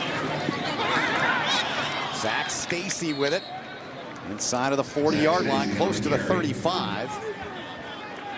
Possibly the best field position they've had in the game, certainly to start with, no doubt about it. Well, the difference between both of these offenses could not be more opposite. Birmingham throwing the ball on first down, and for Memphis, 9 times they've ran the ball on first down. Finally, they pick it up and put them in a good 2nd and 2. Trying to get free, but unable to. Nowhere to go back there. On the carry. Ran off for the iron. Wildcat set there as a direct snap it there to McGee, the LSU product. A really nice job again, good penetration, and there's Jamar Summers We've called his name a couple times in coverage. This time, he is involved in the run support defense and is able to get in the backfield and make that play. Memphis, 1 of 5 on 3rd down. Big one here for Hackenberg. They need 3. Go to the ground game and they pick it up. It's Terrence McGee to move the sticks for the Express. No. Good play call. 3rd and short, 5-man pressure. And it looked like initially Matthew Wells was scot-free in the backfield. But a nice move to the right side to pick up that 1st down. And for the first time, Christian Hackenberg is able to extend one of his drives. Yeah. And the breadbasket there, Zach Stacy. Broke 1 tackle and a good pickup. The product of Vanderbilt. 3 years in the NFL, 1,300 plus yards in his career. Gain of 5 on the run. I think right now would be an excellent time on 2nd and 5 for Hackenberg to utilize some play action and take a shot at the end zone. Try and open this up, open up the offense, and go outside the numbers to one of your wide receivers. But I do think you have to take some shots right here to try and loosen up this defense. With you on that. 2nd and 5. And Stacy breaks through there, and a good pickup and a 1st down run for Zach Stacy as Casey Sales made the stop.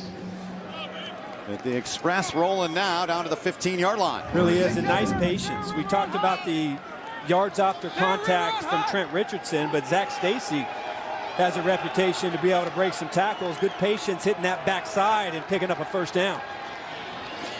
Wildcat again. This time they give it off to Alton Pig Howard, coming near side with it. You know, one thing that we spoke about with Rick Minter, the defensive coordinator for the Birmingham Iron in their defense, is that he thought, not sure what to expect from this offense, that if Brandon Silvers came into the game, you'd see a lot more Wildcat, you'd see a lot more trick formations, a lot more trick plays. Christian Hackenberg is still the quarterback, but you see a lot more jet sweeps. You see some Wildcat trying to do something to mix things up on offense on early down. We're running again here with McGee. This is the longest drive today so far for Memphis. 23 yards on their opening drive, and this one to this point is 36. And utilizing what we call 21 personnel, 2 backs, running back and fullback, 2 wide receivers and 1 tight end, and just running right downhill and having some good success against the Iron defense. See the play selection. They've run it 6 times on this drive. This will be the 8th play of it. 3rd and 3. Stacy. Defense flexing their muscles. It's going to be 4th and very short. What do you do, Arch? You go for it or kick it? You got to go for this. This is your best, most promising drive of the game, and you've had really nice success running the football on this drive. You're down 9-0, 4th and 1. I think right now you go for this and try and pick up this 1st down. Massacoy made the stop. They're doing exactly what you said, Arch. They're going for it. Richardson coughed it up. And it gave Memphis the ball. 4th and 1. And Birmingham's defense is exactly what their name is. Iron, they come up with a huge stop. Summers in there again. Sales helping out as well. Well, Sales, the initial penetration is where it came from. On the right side of the offensive line, Casey Sales, number 90, just drives right through the right tackle and makes that play in the backfield. Now, I don't love the play call right there. You have your fullback, Anthony Manzo-Lewis. You've got to give that ball to one of your workhorse running backs. Do not love the play call right there from the Express. Casey Sales, the stop, 9-0 Birmingham.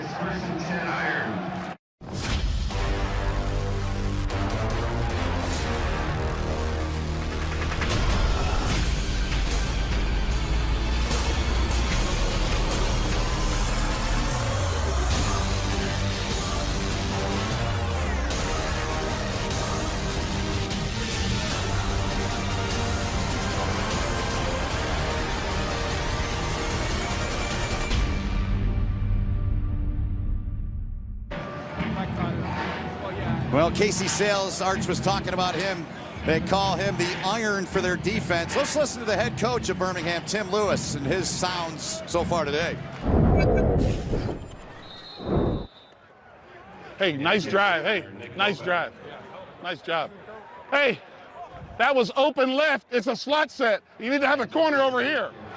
Yes! That's what I'm talking about. Playmakers. Good stuff. Good work by our tape room and our audio folks. As Perkins in there to start this possession here in this drive for Birmingham. Richardson putting it on the turf last time, but a good stop there by Andrew Jackson, who they love. Product of Lakeland, Florida, Western Kentucky. Spent some time in the league. Sixth rounder of the Colts in 2014. And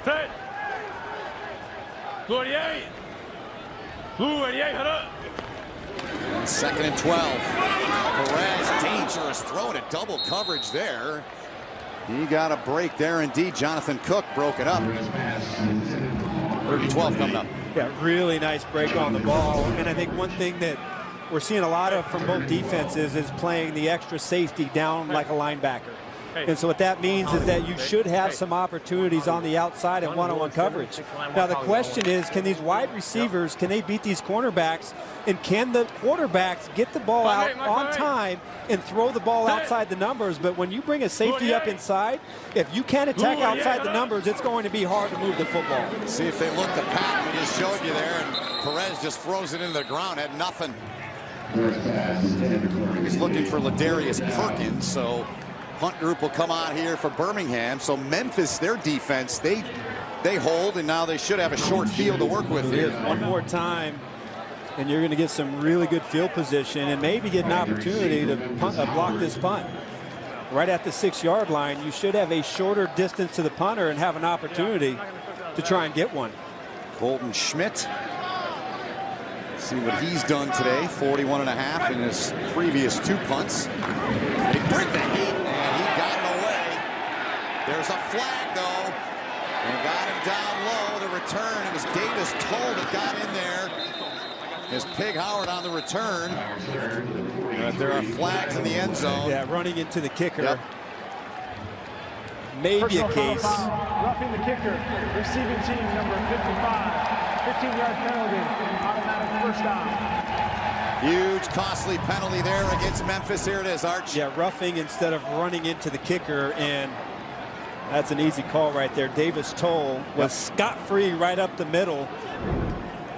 And that's one of the differences when you don't have the normal 15 yards of cushion. You got to know, as a punt rusher, there's less space, and so you have to adjust your course and realize that there's not as much room there, and you cannot give the offense another opportunity when you could have had great field position inside the 50-yard line. Yes. Costly penalty. It'll be 1st down and 10 from the 21-yard line here for Birmingham. 3 field goals from Nick Novak, the scoring thus far in the game. Perkins in the backfield. Perez fakes to him.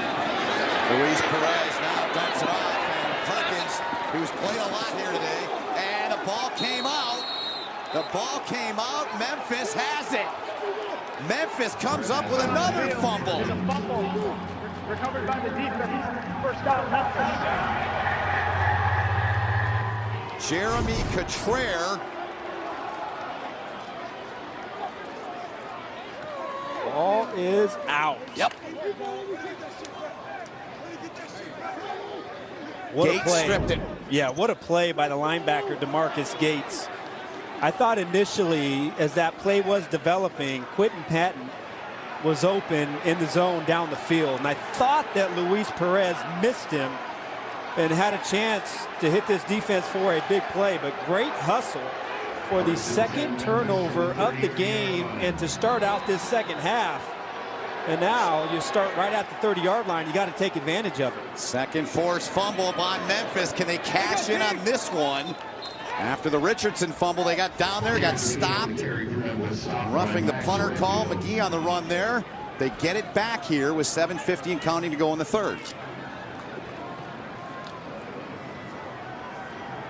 Hey, Sarah River, Sarah River, Sarah River, Sarah River. No, no, no, Sarah River. Hey, Monday, Gotta take Monday. a shot. Gotta take a shot Monday. and test this defense if you're Christian Hackenberg. 2nd and 2. Instead, they give it to Alton Big Howard. And Howard able to pick up the first down over the 20 to the 19. Beniquez Brown forced him out.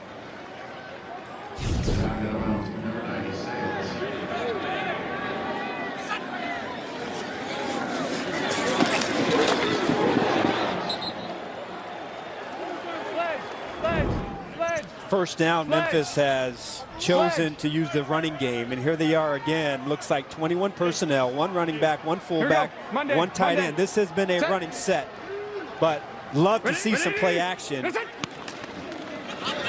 Neal's the deep back. Birmingham defense coming up big again. Massaquoi with another big play. Well, penetration on the edge has been working all night. Number 57 gets off of the block, and that's just too easy. This has been a predictable offense here on first down, a run-heavy offense on first down, and they have done a pretty good job here in the second half. But again, I think you got to mix it up a little bit and throw some passes there on first down and loosen up this defense. 2nd and 14 now for Hackenberg.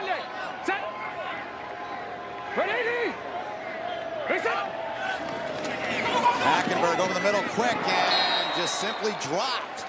That's got to be caught. Neal dropped it. Rajion Neal dropping that pass. 3rd and 14 now.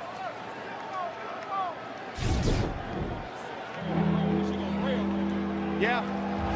Too many drops, that's pretty easy. You catch that ball and you're looking at still maybe 3rd and 8, 3rd and 9.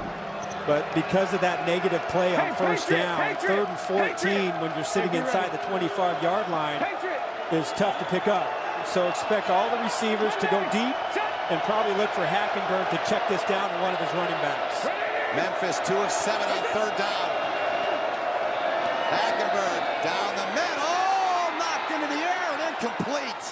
Looking for Alton Pig Howard there.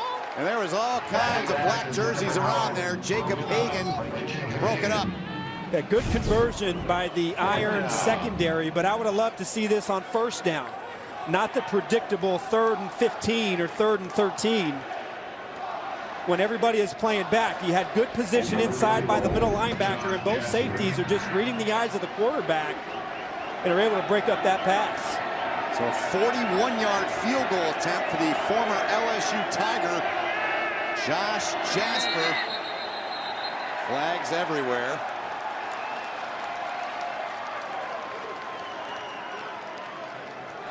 Ball start, offense, number 76, 5-yard penalty. It's 4th down. Toby Weathersby, the former LSU Tiger, the guilty one there. All right, try it again. Try it again. They'll line up.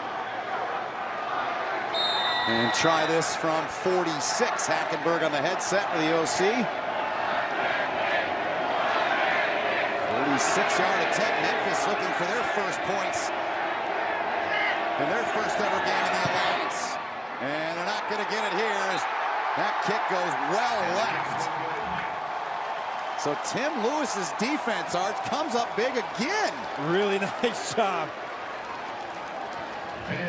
So 3 field goals from Birmingham. The attempt there by Josh Jasper. No dice. It remains a 9-0 lead for Birmingham.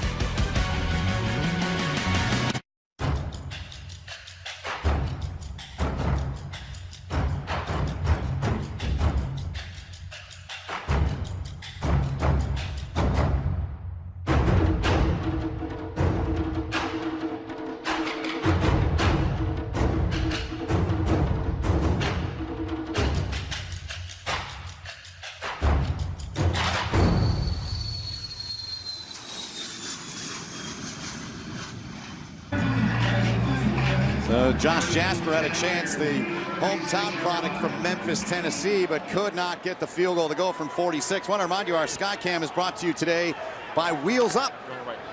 Great to have you with us, with Adam Archuleta, John Schriff, and all of our crew. My name is Ben Holden. Opening weekend of the Alliance. 9-0 lead for Birmingham. So last drive they put Perkins in, Arch, after Richardson fumbled. Richardson's back in now as the running back. Turned it over the last 2 drives. Each back fumbling. Perez over the middle. Complete. Good pick up there is Tobias Palmer with a reception there. His first catch of the day.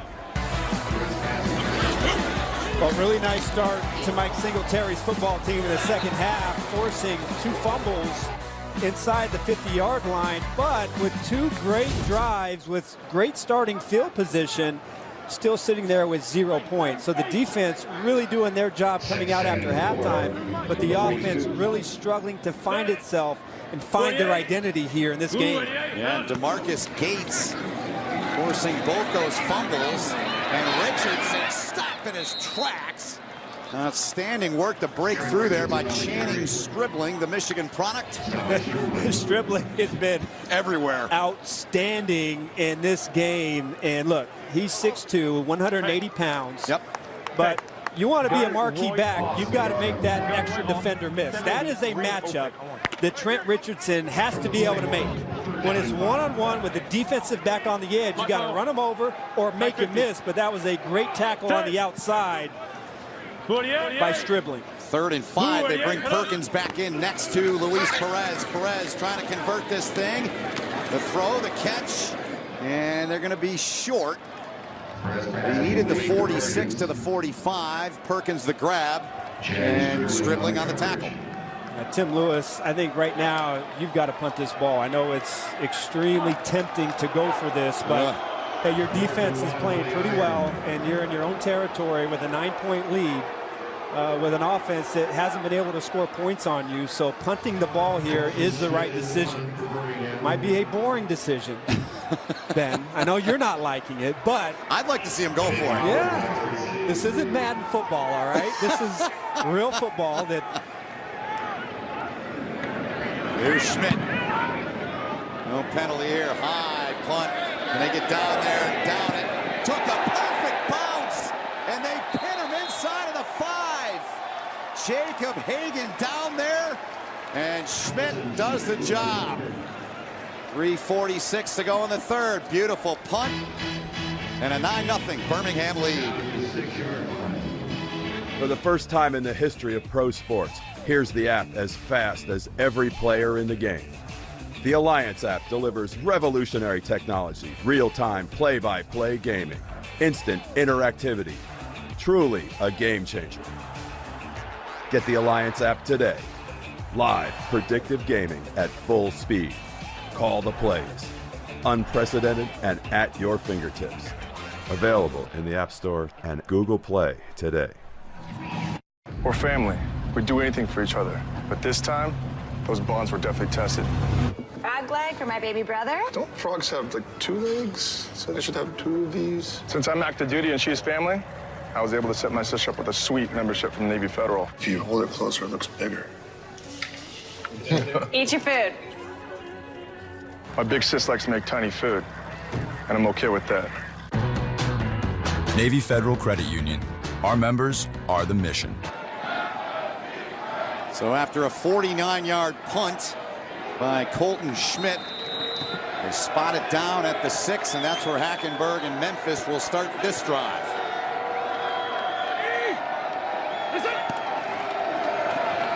Zach Stacy.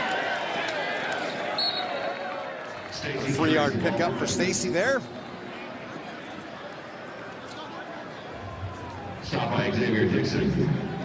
Dixon on the tackle. They really like his game, the Birmingham linebacker. Christian Hackenberg, still 23 years old. That's amazing, isn't it? 24, and another week or so he'll turn. 2nd and 7. Hackenberg up throwing.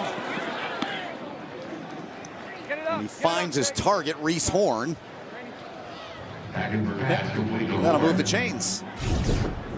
First down, and I think The only passes so far in this game that Hackenberg has been able to complete have been slants over the middle. Yeah. That's only his 5th completion of the game out of 15 passing attempts. And I would love to see this offense maybe open things up a little bit. Now a spread formation on first down where they have been a heavy run in this game. Hackenberg 6 on 16. You can add to that. Alton Big Howard with a catch.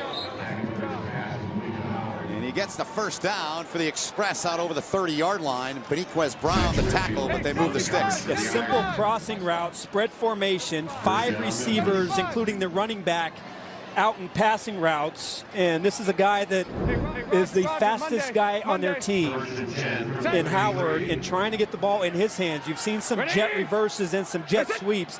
Nice job getting him the ball in some crossing routes. Hackenberg stands in. There's a flag down the backfield. The catch was made by Reese Horn.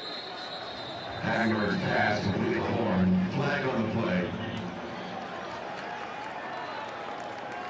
Referee today, Brandon Cruz. Here's the verdict. Come on. Personal foul, face mask, offense number 77, 15 yards from the previous spot. It's first down. Anthony Morris, Memphis, Tennessee product, played his college ball at Tennessee State. Guilty there, a 7th-round pick of Oakland in 2015. And what was a promising drive. On the ball. Stall number 77, your left tackle on the left side of your screen. And it's a tough mistake, finally able to get something going with some good first downs, but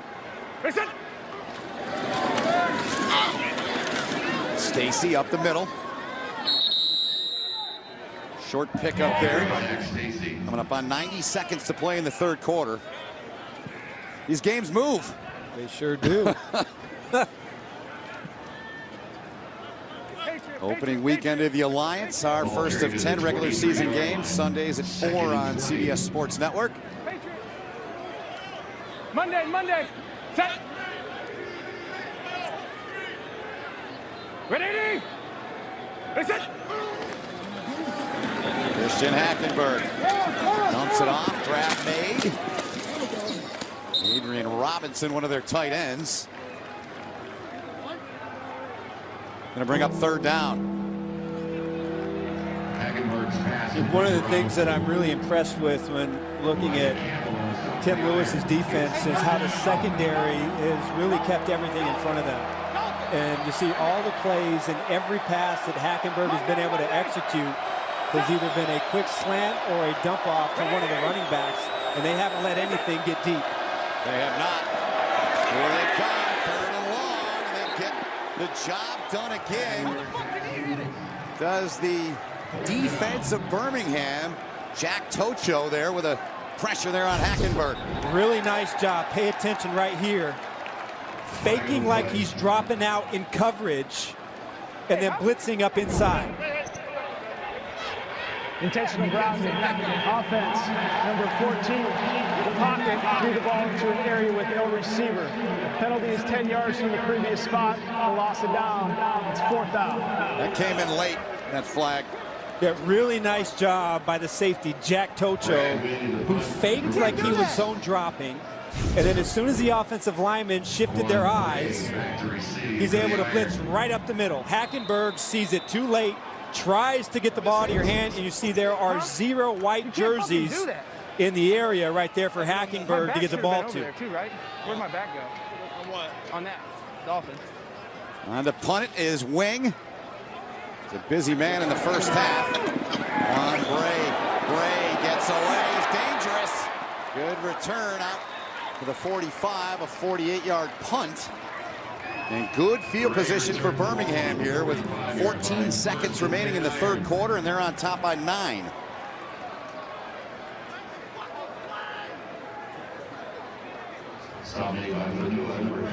Luis Perez, the offense back out there as Tim Lewis looks on. You know, watching this offense in Perez, they had some good success moving the ball in that first half, and I thought it was with a lot of condensed formation.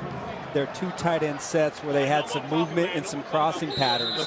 They've gone a little bit more to some spread looks in a traditional drop back spread passing game, and they haven't been as effective. So I would imagine now if you're Steve Logan, the offensive coordinator, going back to some of those movement passes, some of those bootleg passes to try and get the offense going here in this as we start the fourth quarter. Yep, 14 seconds remaining here in the third.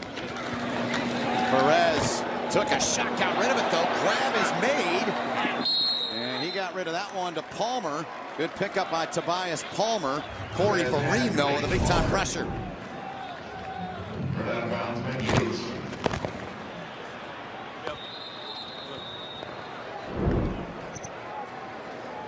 So that does it. Listen to that shot delivered by Vereen there on Perez. That's the end of the third quarter. You're watching the Alliance of American Football on CBS Sports Network, the 24-hour home of CBS Sports.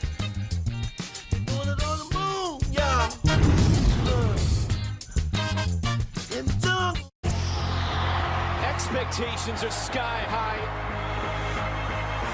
The atmosphere is sure to be electric.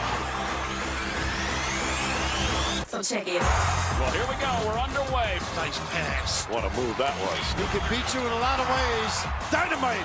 Out deep. Whoa, it's going to slam. Leaving it all out there. Whoa, what a shot.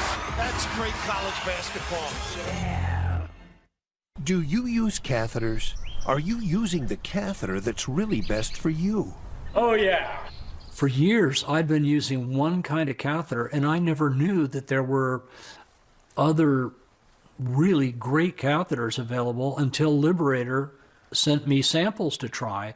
If I had not tried the samples from Liberator, I might never have found the perfect catheter for me. Liberator Medical sent me a catheter that was easier for me to use right out of the package. Now that I've found the best catheter for me, it's made my life much easier. My catheters were completely paid for, not a dime out of my pocket. There are so many innovative catheters. Get the best catheter for you. Call Liberator Medical. Get your free catheter sample pack. Call 1-800-625-3335. That's 1-800-625-3335.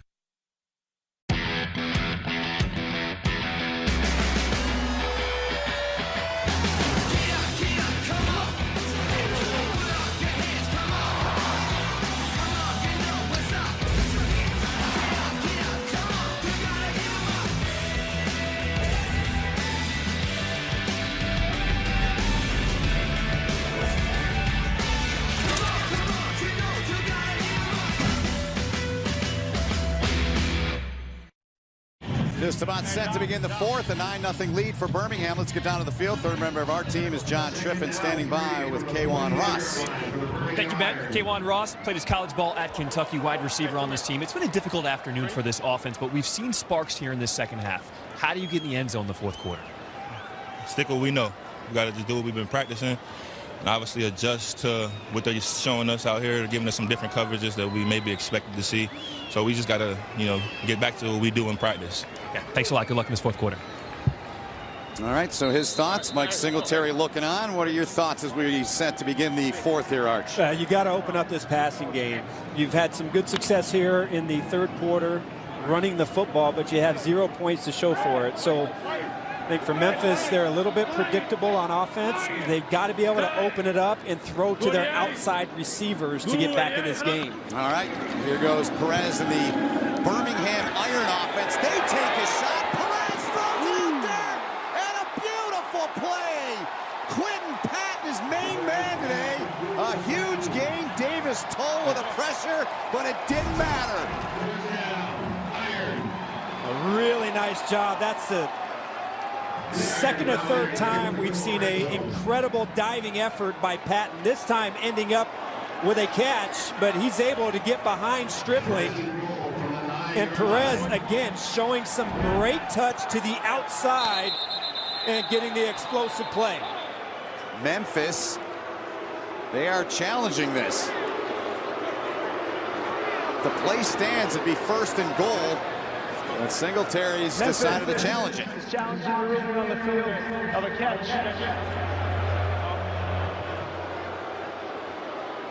So something the Alliance is doing. I'll get to that after we look back at the replays. Yeah. Great challenge by Mike Singletary and his staff seeing that. But that ball goes right through Patton's arms, hits the ground, and that's going to come back.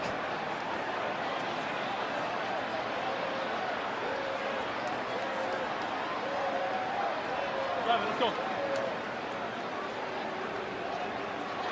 Low end zone, yeah, that'd be great. Hey, are you there? We're watching from the offense. Keep it high. Thank you. G. Hey, let's go. All right. Hey, Brandon. Hey. Yeah, I'm here. Hey, Brandon. We're looking at a bunch of different angles. The ball's moving, but we can't tell if the ball's hitting the ground or not. The call's going to have to stand. It looks like his arm's underneath it when it's coming down. We're losing everything on it. Everybody down here thinks it's an incomplete pass. It's kind of interesting, but if you don't have obvious evidence. The angles I have, do we have anything else? We can't. Brandon, we're going to have to go to the call. I'm losing. You going with stands? We're going to go with stands. Okay? You're going with stands? We're going to go with stands. Right. Call stands. We can't tell. We already moved everything. What yard line? I don't know why we moved it. We're at the 10. What yard line? The catch is at 9 yard line? 9 yard line. Clock's 9 yard good. line? Wind the First clock. and goal? Yep. All right. Yes, sir. Mark Butterworth, our replay official, saying he couldn't see enough. Here's the word. After reviewing the play, ruling on the field of a catch stands as called. It'll be first down. So the reaction from the Birmingham fans here, and Patton yelling, little air guitar. That's a surprise. You know what that little move by Patton was right there? That's the I got away with one call. So listen to Mike Singletary. Ain't no way. Ain't no way. No. No. Hey!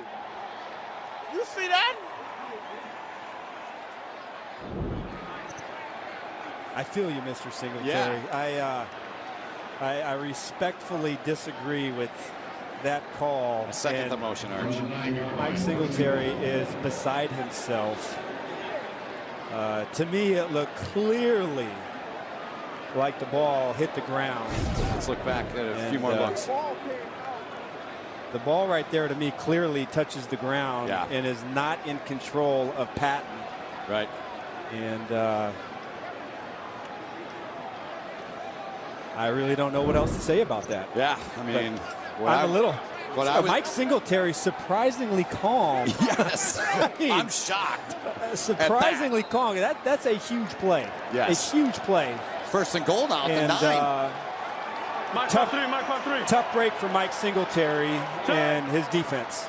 28. So Luis Perez with Perkins in the backfield. Perez got some room. Perez, though, to the slot, took a shot. And there's the flag.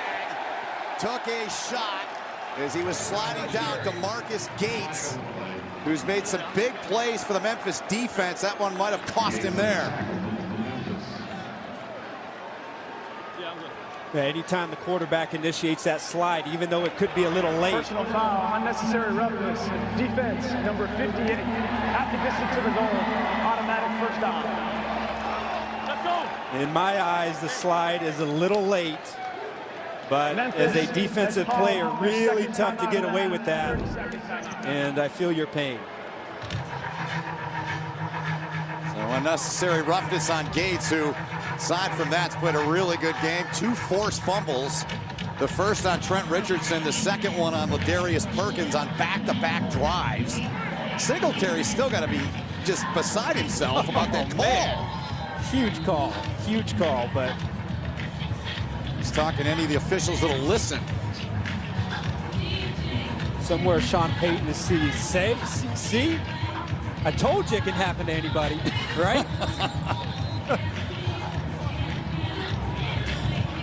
So it is first and goal coming up when we resume play here. And a 9-0 lead for Birmingham. Let's listen in. Roger. Wait. 14 force. on second color. Ready?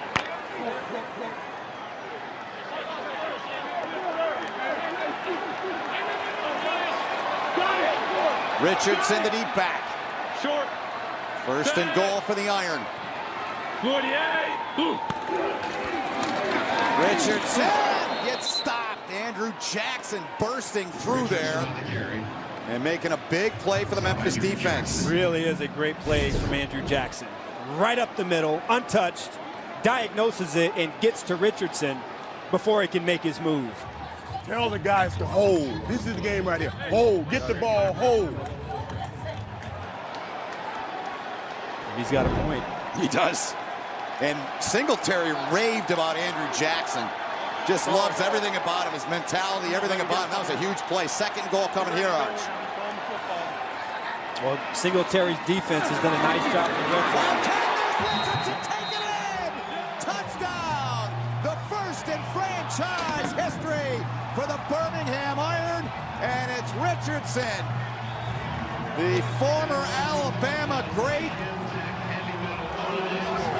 taking it in for the touchdown, and Birmingham's up 15-0. The two-point conversion attempt upcoming. There is a flag down.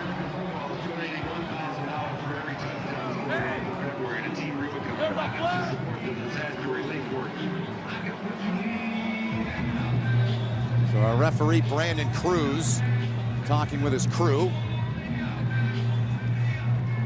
Let's hear what he has to say. Unsportsmanlike conduct. Offense, number 33, spiked the ball and it went into the stands. By rule, this is unsportsmanlike. 15-yard penalty will be enforced on Memphis possession. Oh, come on. Come on. I mean, that's splitting hairs. Nice run by Richardson. Julius Wormsley cannot get off of the block, and we got the Gronk spike into the stands. Richardson into the end zone. First touchdown in Birmingham Iron history. They'll go for 2. If you're just joining us or just been with us for a short time, you have to go for 2 in the Alliance. No point afters. Love this rule. I do too, Al. To me, this is one that has to creep its way into the National Football League. Richardson behind Perez. Perez instead going to roll out, going to throw, and it's caught. Richardson! He gets the 2 as well! Trent Richardson, the touchdown, the 2-point play.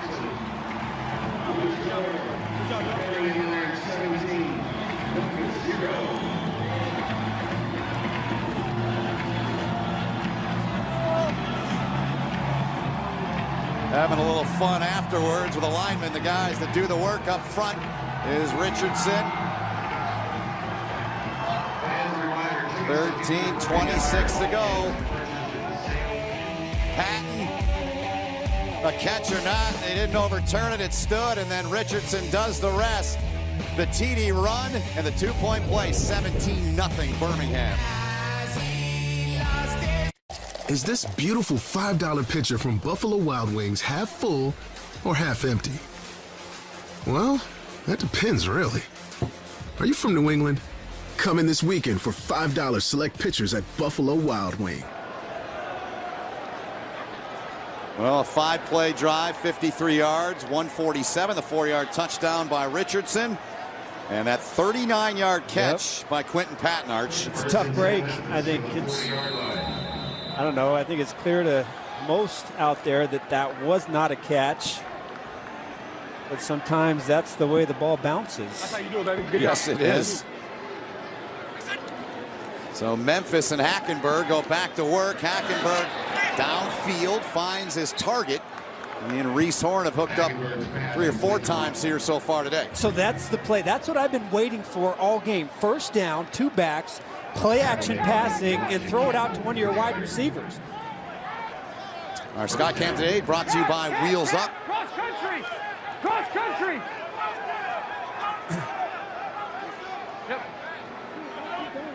Going out of the Wildcat here. Terrence McGee. Now, they're trying to trick everyone. Hackenberg taking a shot, got a man out there! There's a flag down, though. The catch is made. by K1 Ross, but we got to check the flag. Looks like procedure, the early indication, and Mike Singletary's like, you're kidding me. Two players moving at the same time. The tailback quarterback, Terrence McGee, was moving as the Express started their motion. Offense covered up an eligible receiver, 5 yards from the previous spot. It's first down. So I thought it was procedure. You're going to see movement, but the penalty was at the top of the screen, covering up the end man on the line of scrimmage. And another tough break for Mike Singletary's football team cost him a big play. Now whistles halting play. Timeout's been taken by Birmingham. This is the first timeout for Birmingham. 30-second timeout. Got 2 left. Memphis, all 3 of theirs, 12:45 to go. 17-point lead for Birmingham. They started the game off 3 field goals from Nick Novak before Richardson on that last drive took one in from 4 and then capped it off with a 2-point conversion play on the throw from Luis Perez. That has to be disheartening for Mike Singletary when you work on a trick play and you're able to execute it and score a touchdown here, but then it gets called back because of a detail in covering up the end man on the line of scrimmage. So just a simple mistake cost this football team dearly. And you see the major rule differences. Those of you new to this, we're all new to it, but those of you maybe joining us late, major differences from the NFL. Interested to see the onside conversion and interested to see how overtime works as the season goes on. Here goes Hackenberg trying to go to work, taking a shot. And tapped. And hitting the ground as they look downfield to Ross. Wanted a penalty, didn't get it. Summers on the coverage. He's had a whale of a game. Yeah, Summers was all over it. Great body position. As you watch how he turns to the inside, uses his body to box out Ross. Ross was out of bounds, so he wouldn't be eligible to catch this ball anyways, but just great body position and pinning Ross to the sideline, and there's nowhere for Hackenberg to try and fit that ball into. Jamar Summers has had a day here so far. Hackenberg delivers, catch made in the neighborhood of the 35. As that one was reeled in. First time today we've called his name, Arch, by Fabian Guerra. Really thought he would have played a big part in this game. I thought he was exceptional last week in their scrimmage and made a lot of big-time plays. And the fact that we're only calling his name for the first time here in the 4th quarter is something that really kind of surprises me as I watch this offense. Yeah, with you on that. He's their best receiver in that game. In scrimmage against Salt Lake, Hackenberg. And that one right into the ground. We apologize for the language. When you got mics on players, that might happen. He was looking for Guerra again. 4th and 4 coming up. Jack Tocho broken up. It was on the coverage anyway. 4th and 4, you got to go for it here. Well, absolutely. Down by 17. And you've got to make something happen right here. 4th down and 4. Hackenberg's most productive passes have come on slant patterns. And that's really the only passing route that he's been able to complete so far in this game. Here he goes on 4th and 4. That time. There it is, the crossing play. But they don't get there. What a play. What a play on that far sideline by Ryan White. This Birmingham defense, very good today. The defensive backs have absolutely smothered the Express wide receivers. We've talked about Jamar Summers all night, but Ryan White, number 22 on the crossing route on 4th and 4, makes the tackle, makes contact right at the catch, and gives his offense the ball back here in the 4th quarter. Ryan White, product of Auburn. It's up top of the National Football League.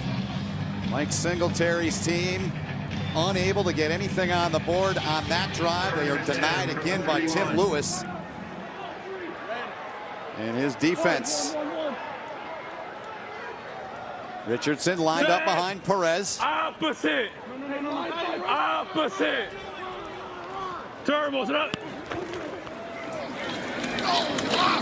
Richardson going anywhere. DeMarcus Gates has had a ball game defensively for Memphis. Just hold me away from the point to the safety. That Memphis bench, and Gates, who played his college ball at Mississippi. Zach Mettenberger there. Christian Hackenberg on the left. Silvers there. Number 2 quarterback in there as well. Set. Blue 88. Blue 88. Head up. Luis Perez dumping it off. Richardson, Trent Richardson. Trent Richardson running, determined a first down. Bouncing back after the fumble earlier in this half. A gain of 15 there, Arch. Great effort, well executed, good blocking out front. 2 lead blockers. And it looked like just as the Express were able to tackle him before he picks up the first down, he uses that great power to break those tackles and give Luis Perez one more set of downs. Trent Richardson had 113 catches in his National Football League days. Trying to get back there is the former number 3 overall pick of Cleveland. Tough sledding there, but a 3-yard pickup as he was stopped by Anthony Johnson. Tackle made by Corey Marine. Marine helping out as well. Gain of 3. Hey, come on, stop. Hey, Buster, come on. Yes. Hey, listen to me. Roy Bunch, 12 double on second color. Ready? I love the fact that we can listen in on these huddles. Yeah, I don't know how much these quarterbacks or these coaches like the ability to listen in on these huddles, but it makes some great TV for the fans. No question about it. Straight ahead running. Birmingham over the midfield line.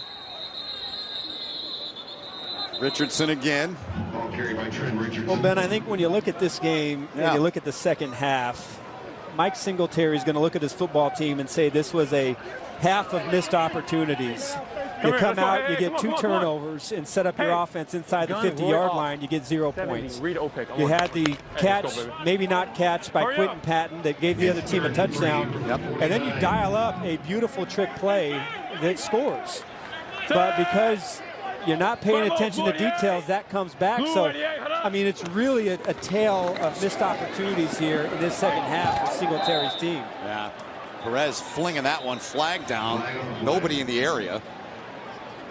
Drew Jackson, Andrew Jackson, the pressure for Memphis. What we got here? Oh, Legal formation on the defense. 15 yards from the previous spot. Automatic foul. Seen that called a couple times here today. And I think that's going to take some getting used to for not only the coaches, but the players. I'm not exactly sure. On them. Might be 6 rushers, but it's the second time today that they've been called for that penalty. But I think that's one of the rules that as this season goes on, you know, defensive coordinators are going to get a chance to get pretty creative. You know, they're using this first week to kind of see how it plays out, but watch for a lot more creative defenses as this season goes on and they try and deal with the new defensive alignment rules. Perkins with a ball, and each time that they've had that penalty called, it's bailed out Birmingham. Officially 3 times it's happened. Whoa. Tim Lewis, long-time assistant coach, long-time coordinator, first chance to be a head coach. Roy Bunch cost 18 Gator. His team has been very good today. Opening weekend of the Alliance. Mike 50, Mike 50. Perkins, the running back behind Perez. Perkins gets it. Outside pressure, but he outruns it. Taken out of bounds, and good job coming down the line there by Anthony Johnson, who's been all over today as well. Small little detail, but now as you're trying to nurse this 17-point lead with 8 minutes left to go, It looks like the clock is wound. I thought maybe he went out of bounds and that was going to stop the clock, but I think this is all about running a 4-minute offense with 8 minutes left in this game. Birmingham wants to just milk this clock and not give the ball back to the Express. 8 seconds, hurry up. Short. Play clock, you heard Perez say 8 seconds, not on to 2. They get it away. Richardson.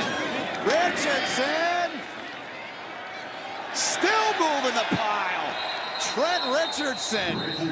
And the big boys up front. That's a first down run. Easy celebration. Easy, beautiful. Hey, TB. You heard Perez there. Easy with the celebration, he said. Don't spike the ball into the crowd. Short.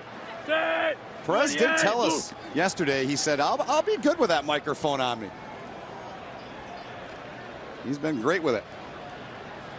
Nice job, Trent Richardson. 17 carries, only 31 yards. So there hasn't been a lot of space for him to operate with, but he did have that nice touchdown run and also the catch for the 2-point conversion, and they're using that power to pick up the first down.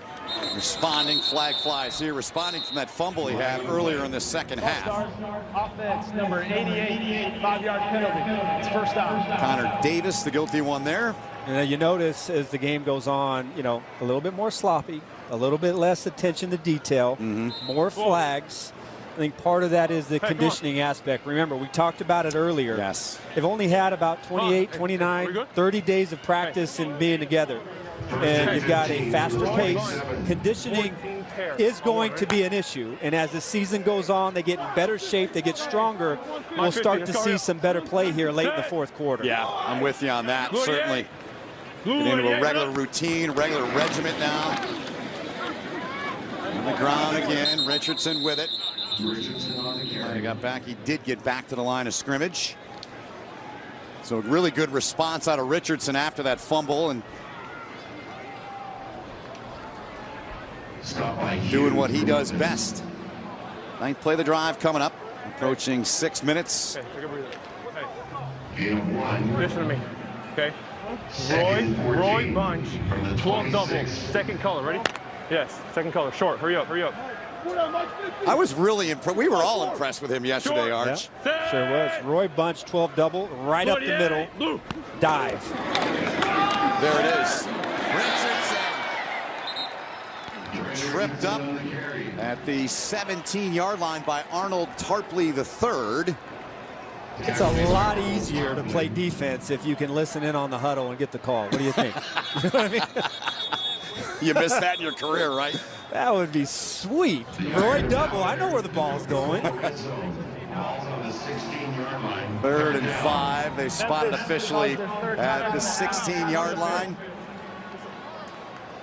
5:11 left. We'll be back after this. Hey, we're counting that, man.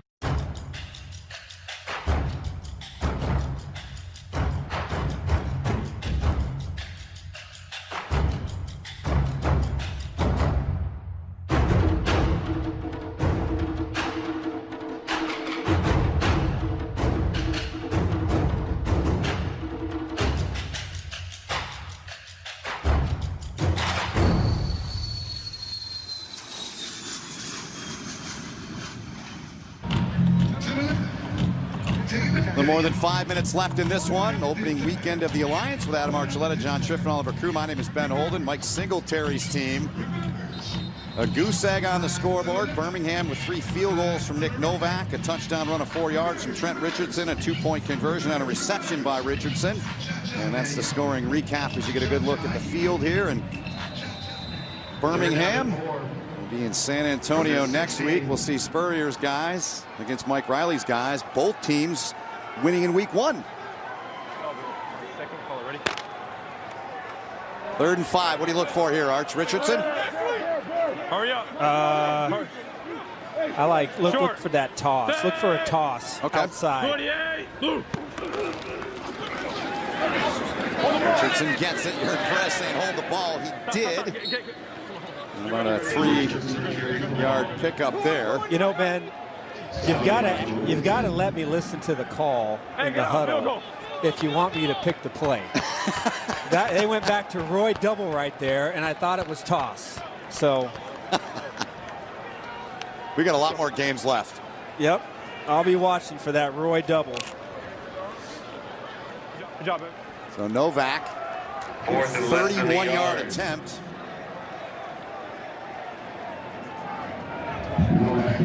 Looking for his 4th field goal of the day.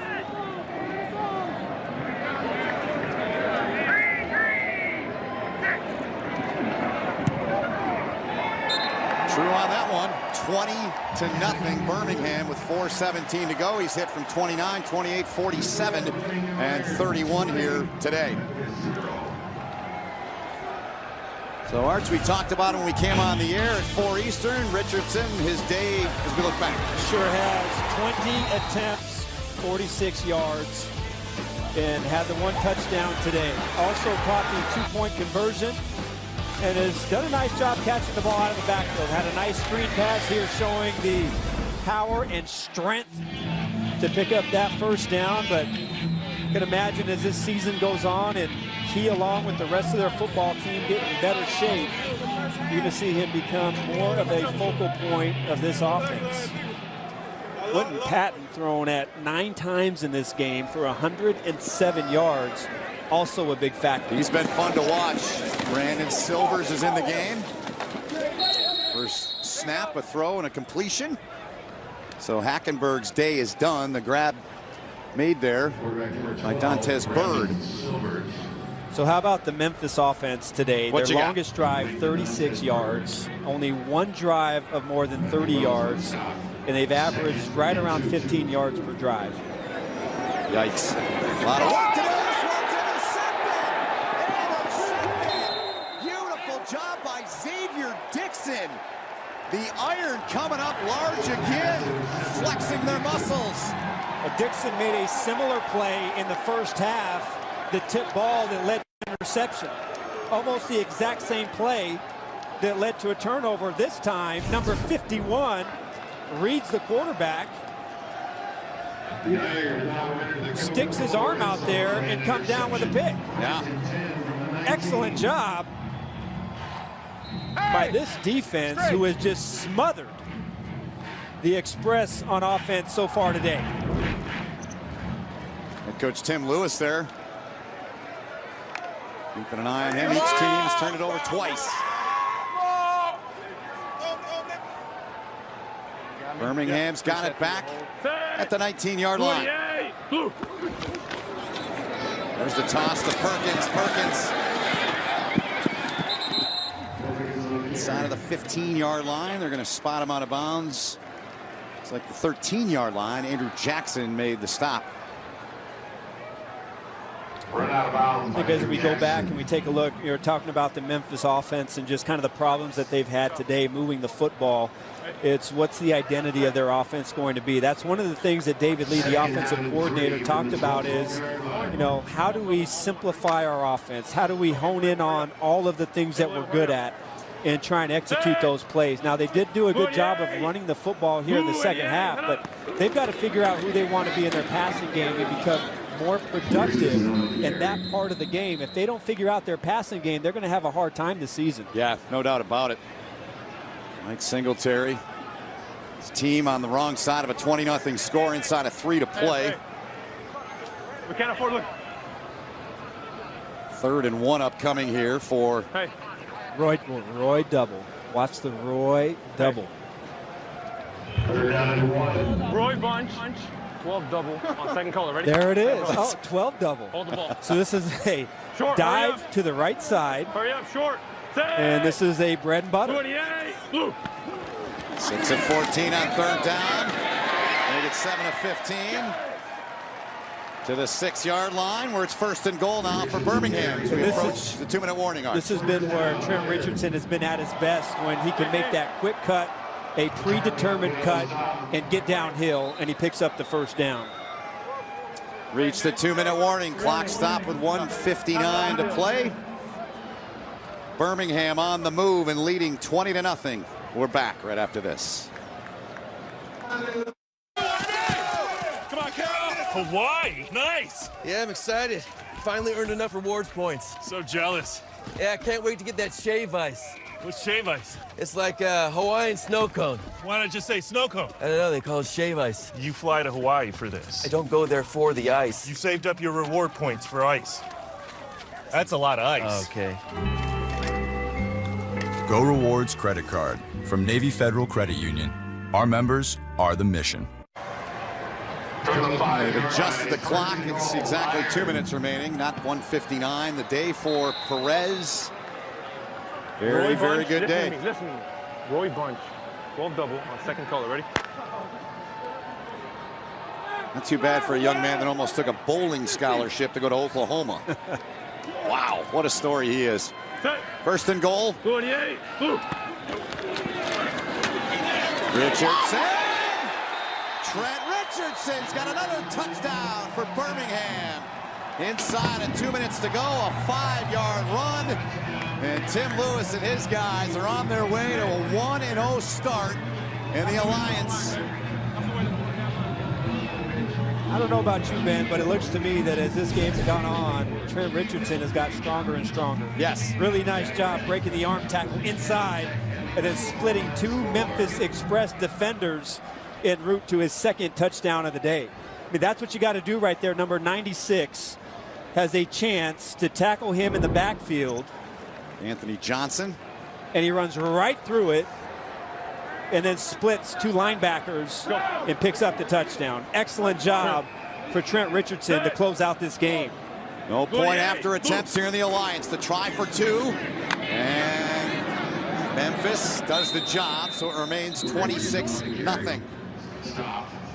Let's get down to John Schriffen, who's got Justin Tuck standing next to him. John. Well, Ben, thank you so much, former NFL great Justin Tuck. Justin, how did you hear about the league, and why did you want to become a part of it? I know you're a board member and a consultant now.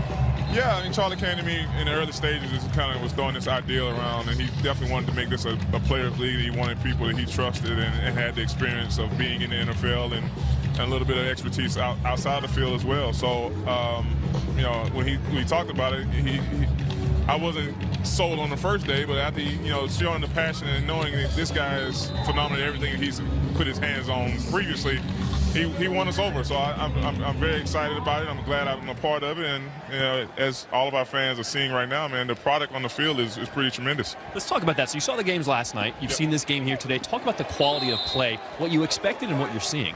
Yeah, I think we all expected what we are seeing. For my time in the league, I always saw guys who was right there on the cusp of making teams, and maybe whatever the reason was, just in get the luck or get the break they needed to be in that league. And I always felt like we didn't have a league for those guys to go to that they could, one, go and get a little bit more experience, but also go and make it their own, right? So right now, this is what you're seeing from AAFL, and I think it's only going to continue to grow. All right, Justin, thank you so much. Look forward to the rest of the season. All right, Ben, back to you. Thanks so much, John, and great to have Justin Tuck with John and a part of the Alliance. A fumble by Neal, and Beniquez Brown making the play. Getting on that loose pigskin right there. Is that Summers again? Is that number 26? It is. Who has been all over the field in coverage. Yep.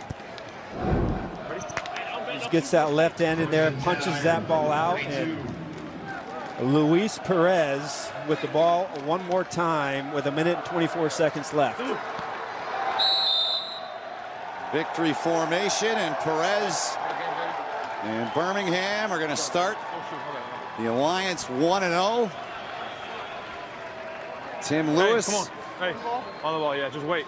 Wanted to be a head coach for a long time. He got his opportunity, and he's off to a 1-0 start. Yep. I got it. Memphis will try and regroup for next week's action as Hackenberg and Silvers Come on the ball, let's go, on the ball, on the ball. Hey, come on, we got 2 seconds. watching on. Set blue, let's go, come on. Set blue.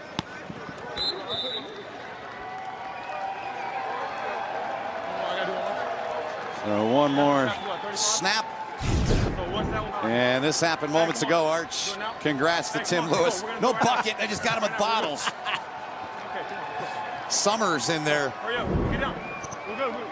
We're good. No, we're good. We're good. Get down. We're good. Let's go. Happy day for him and his football team, and the fans here in Birmingham had a good turnout here, had good turnouts last night. Luis Perez and the Birmingham Iron pitched the shutout on opening day, 26-0, as they take care of business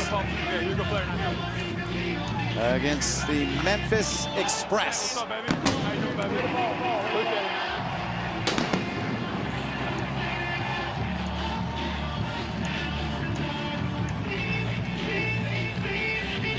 So week one of the Alliance.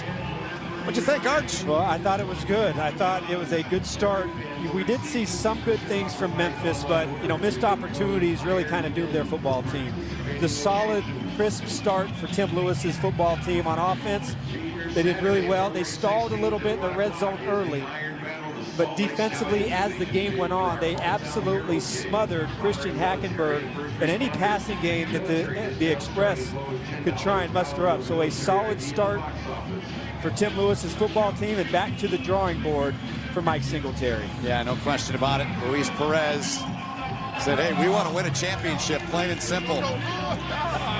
Should be your goal, and they give Tim Lewis another Gatorade bath, and John Striffen's down on the field with him. I thought they were just going to do those little squirting. So they started with 2 little buckets, and now that was a big ice bucket. You've waited a long time to be the head coach. How does it feel to get the ice bath?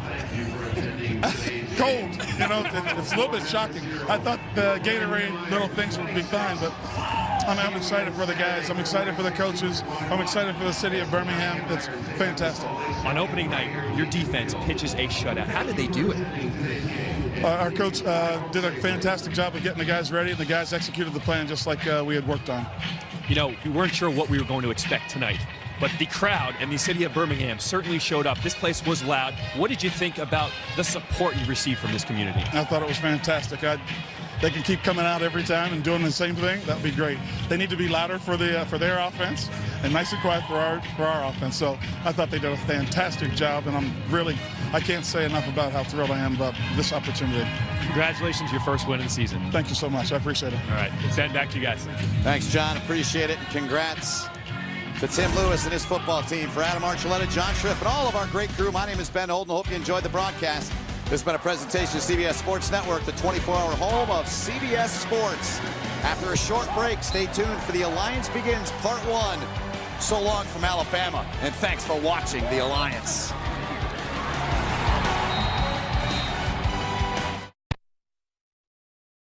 Judge or dismiss us, but we'll come back. Because you can't stop pride or power. You can't stop speed or spirit. You can't stop genius or passion. Or you can't stop coming together, anticipating, celebrating. You can't stop the players. You can't stop the places. You can't stop Sunday or Saturday. You can't stop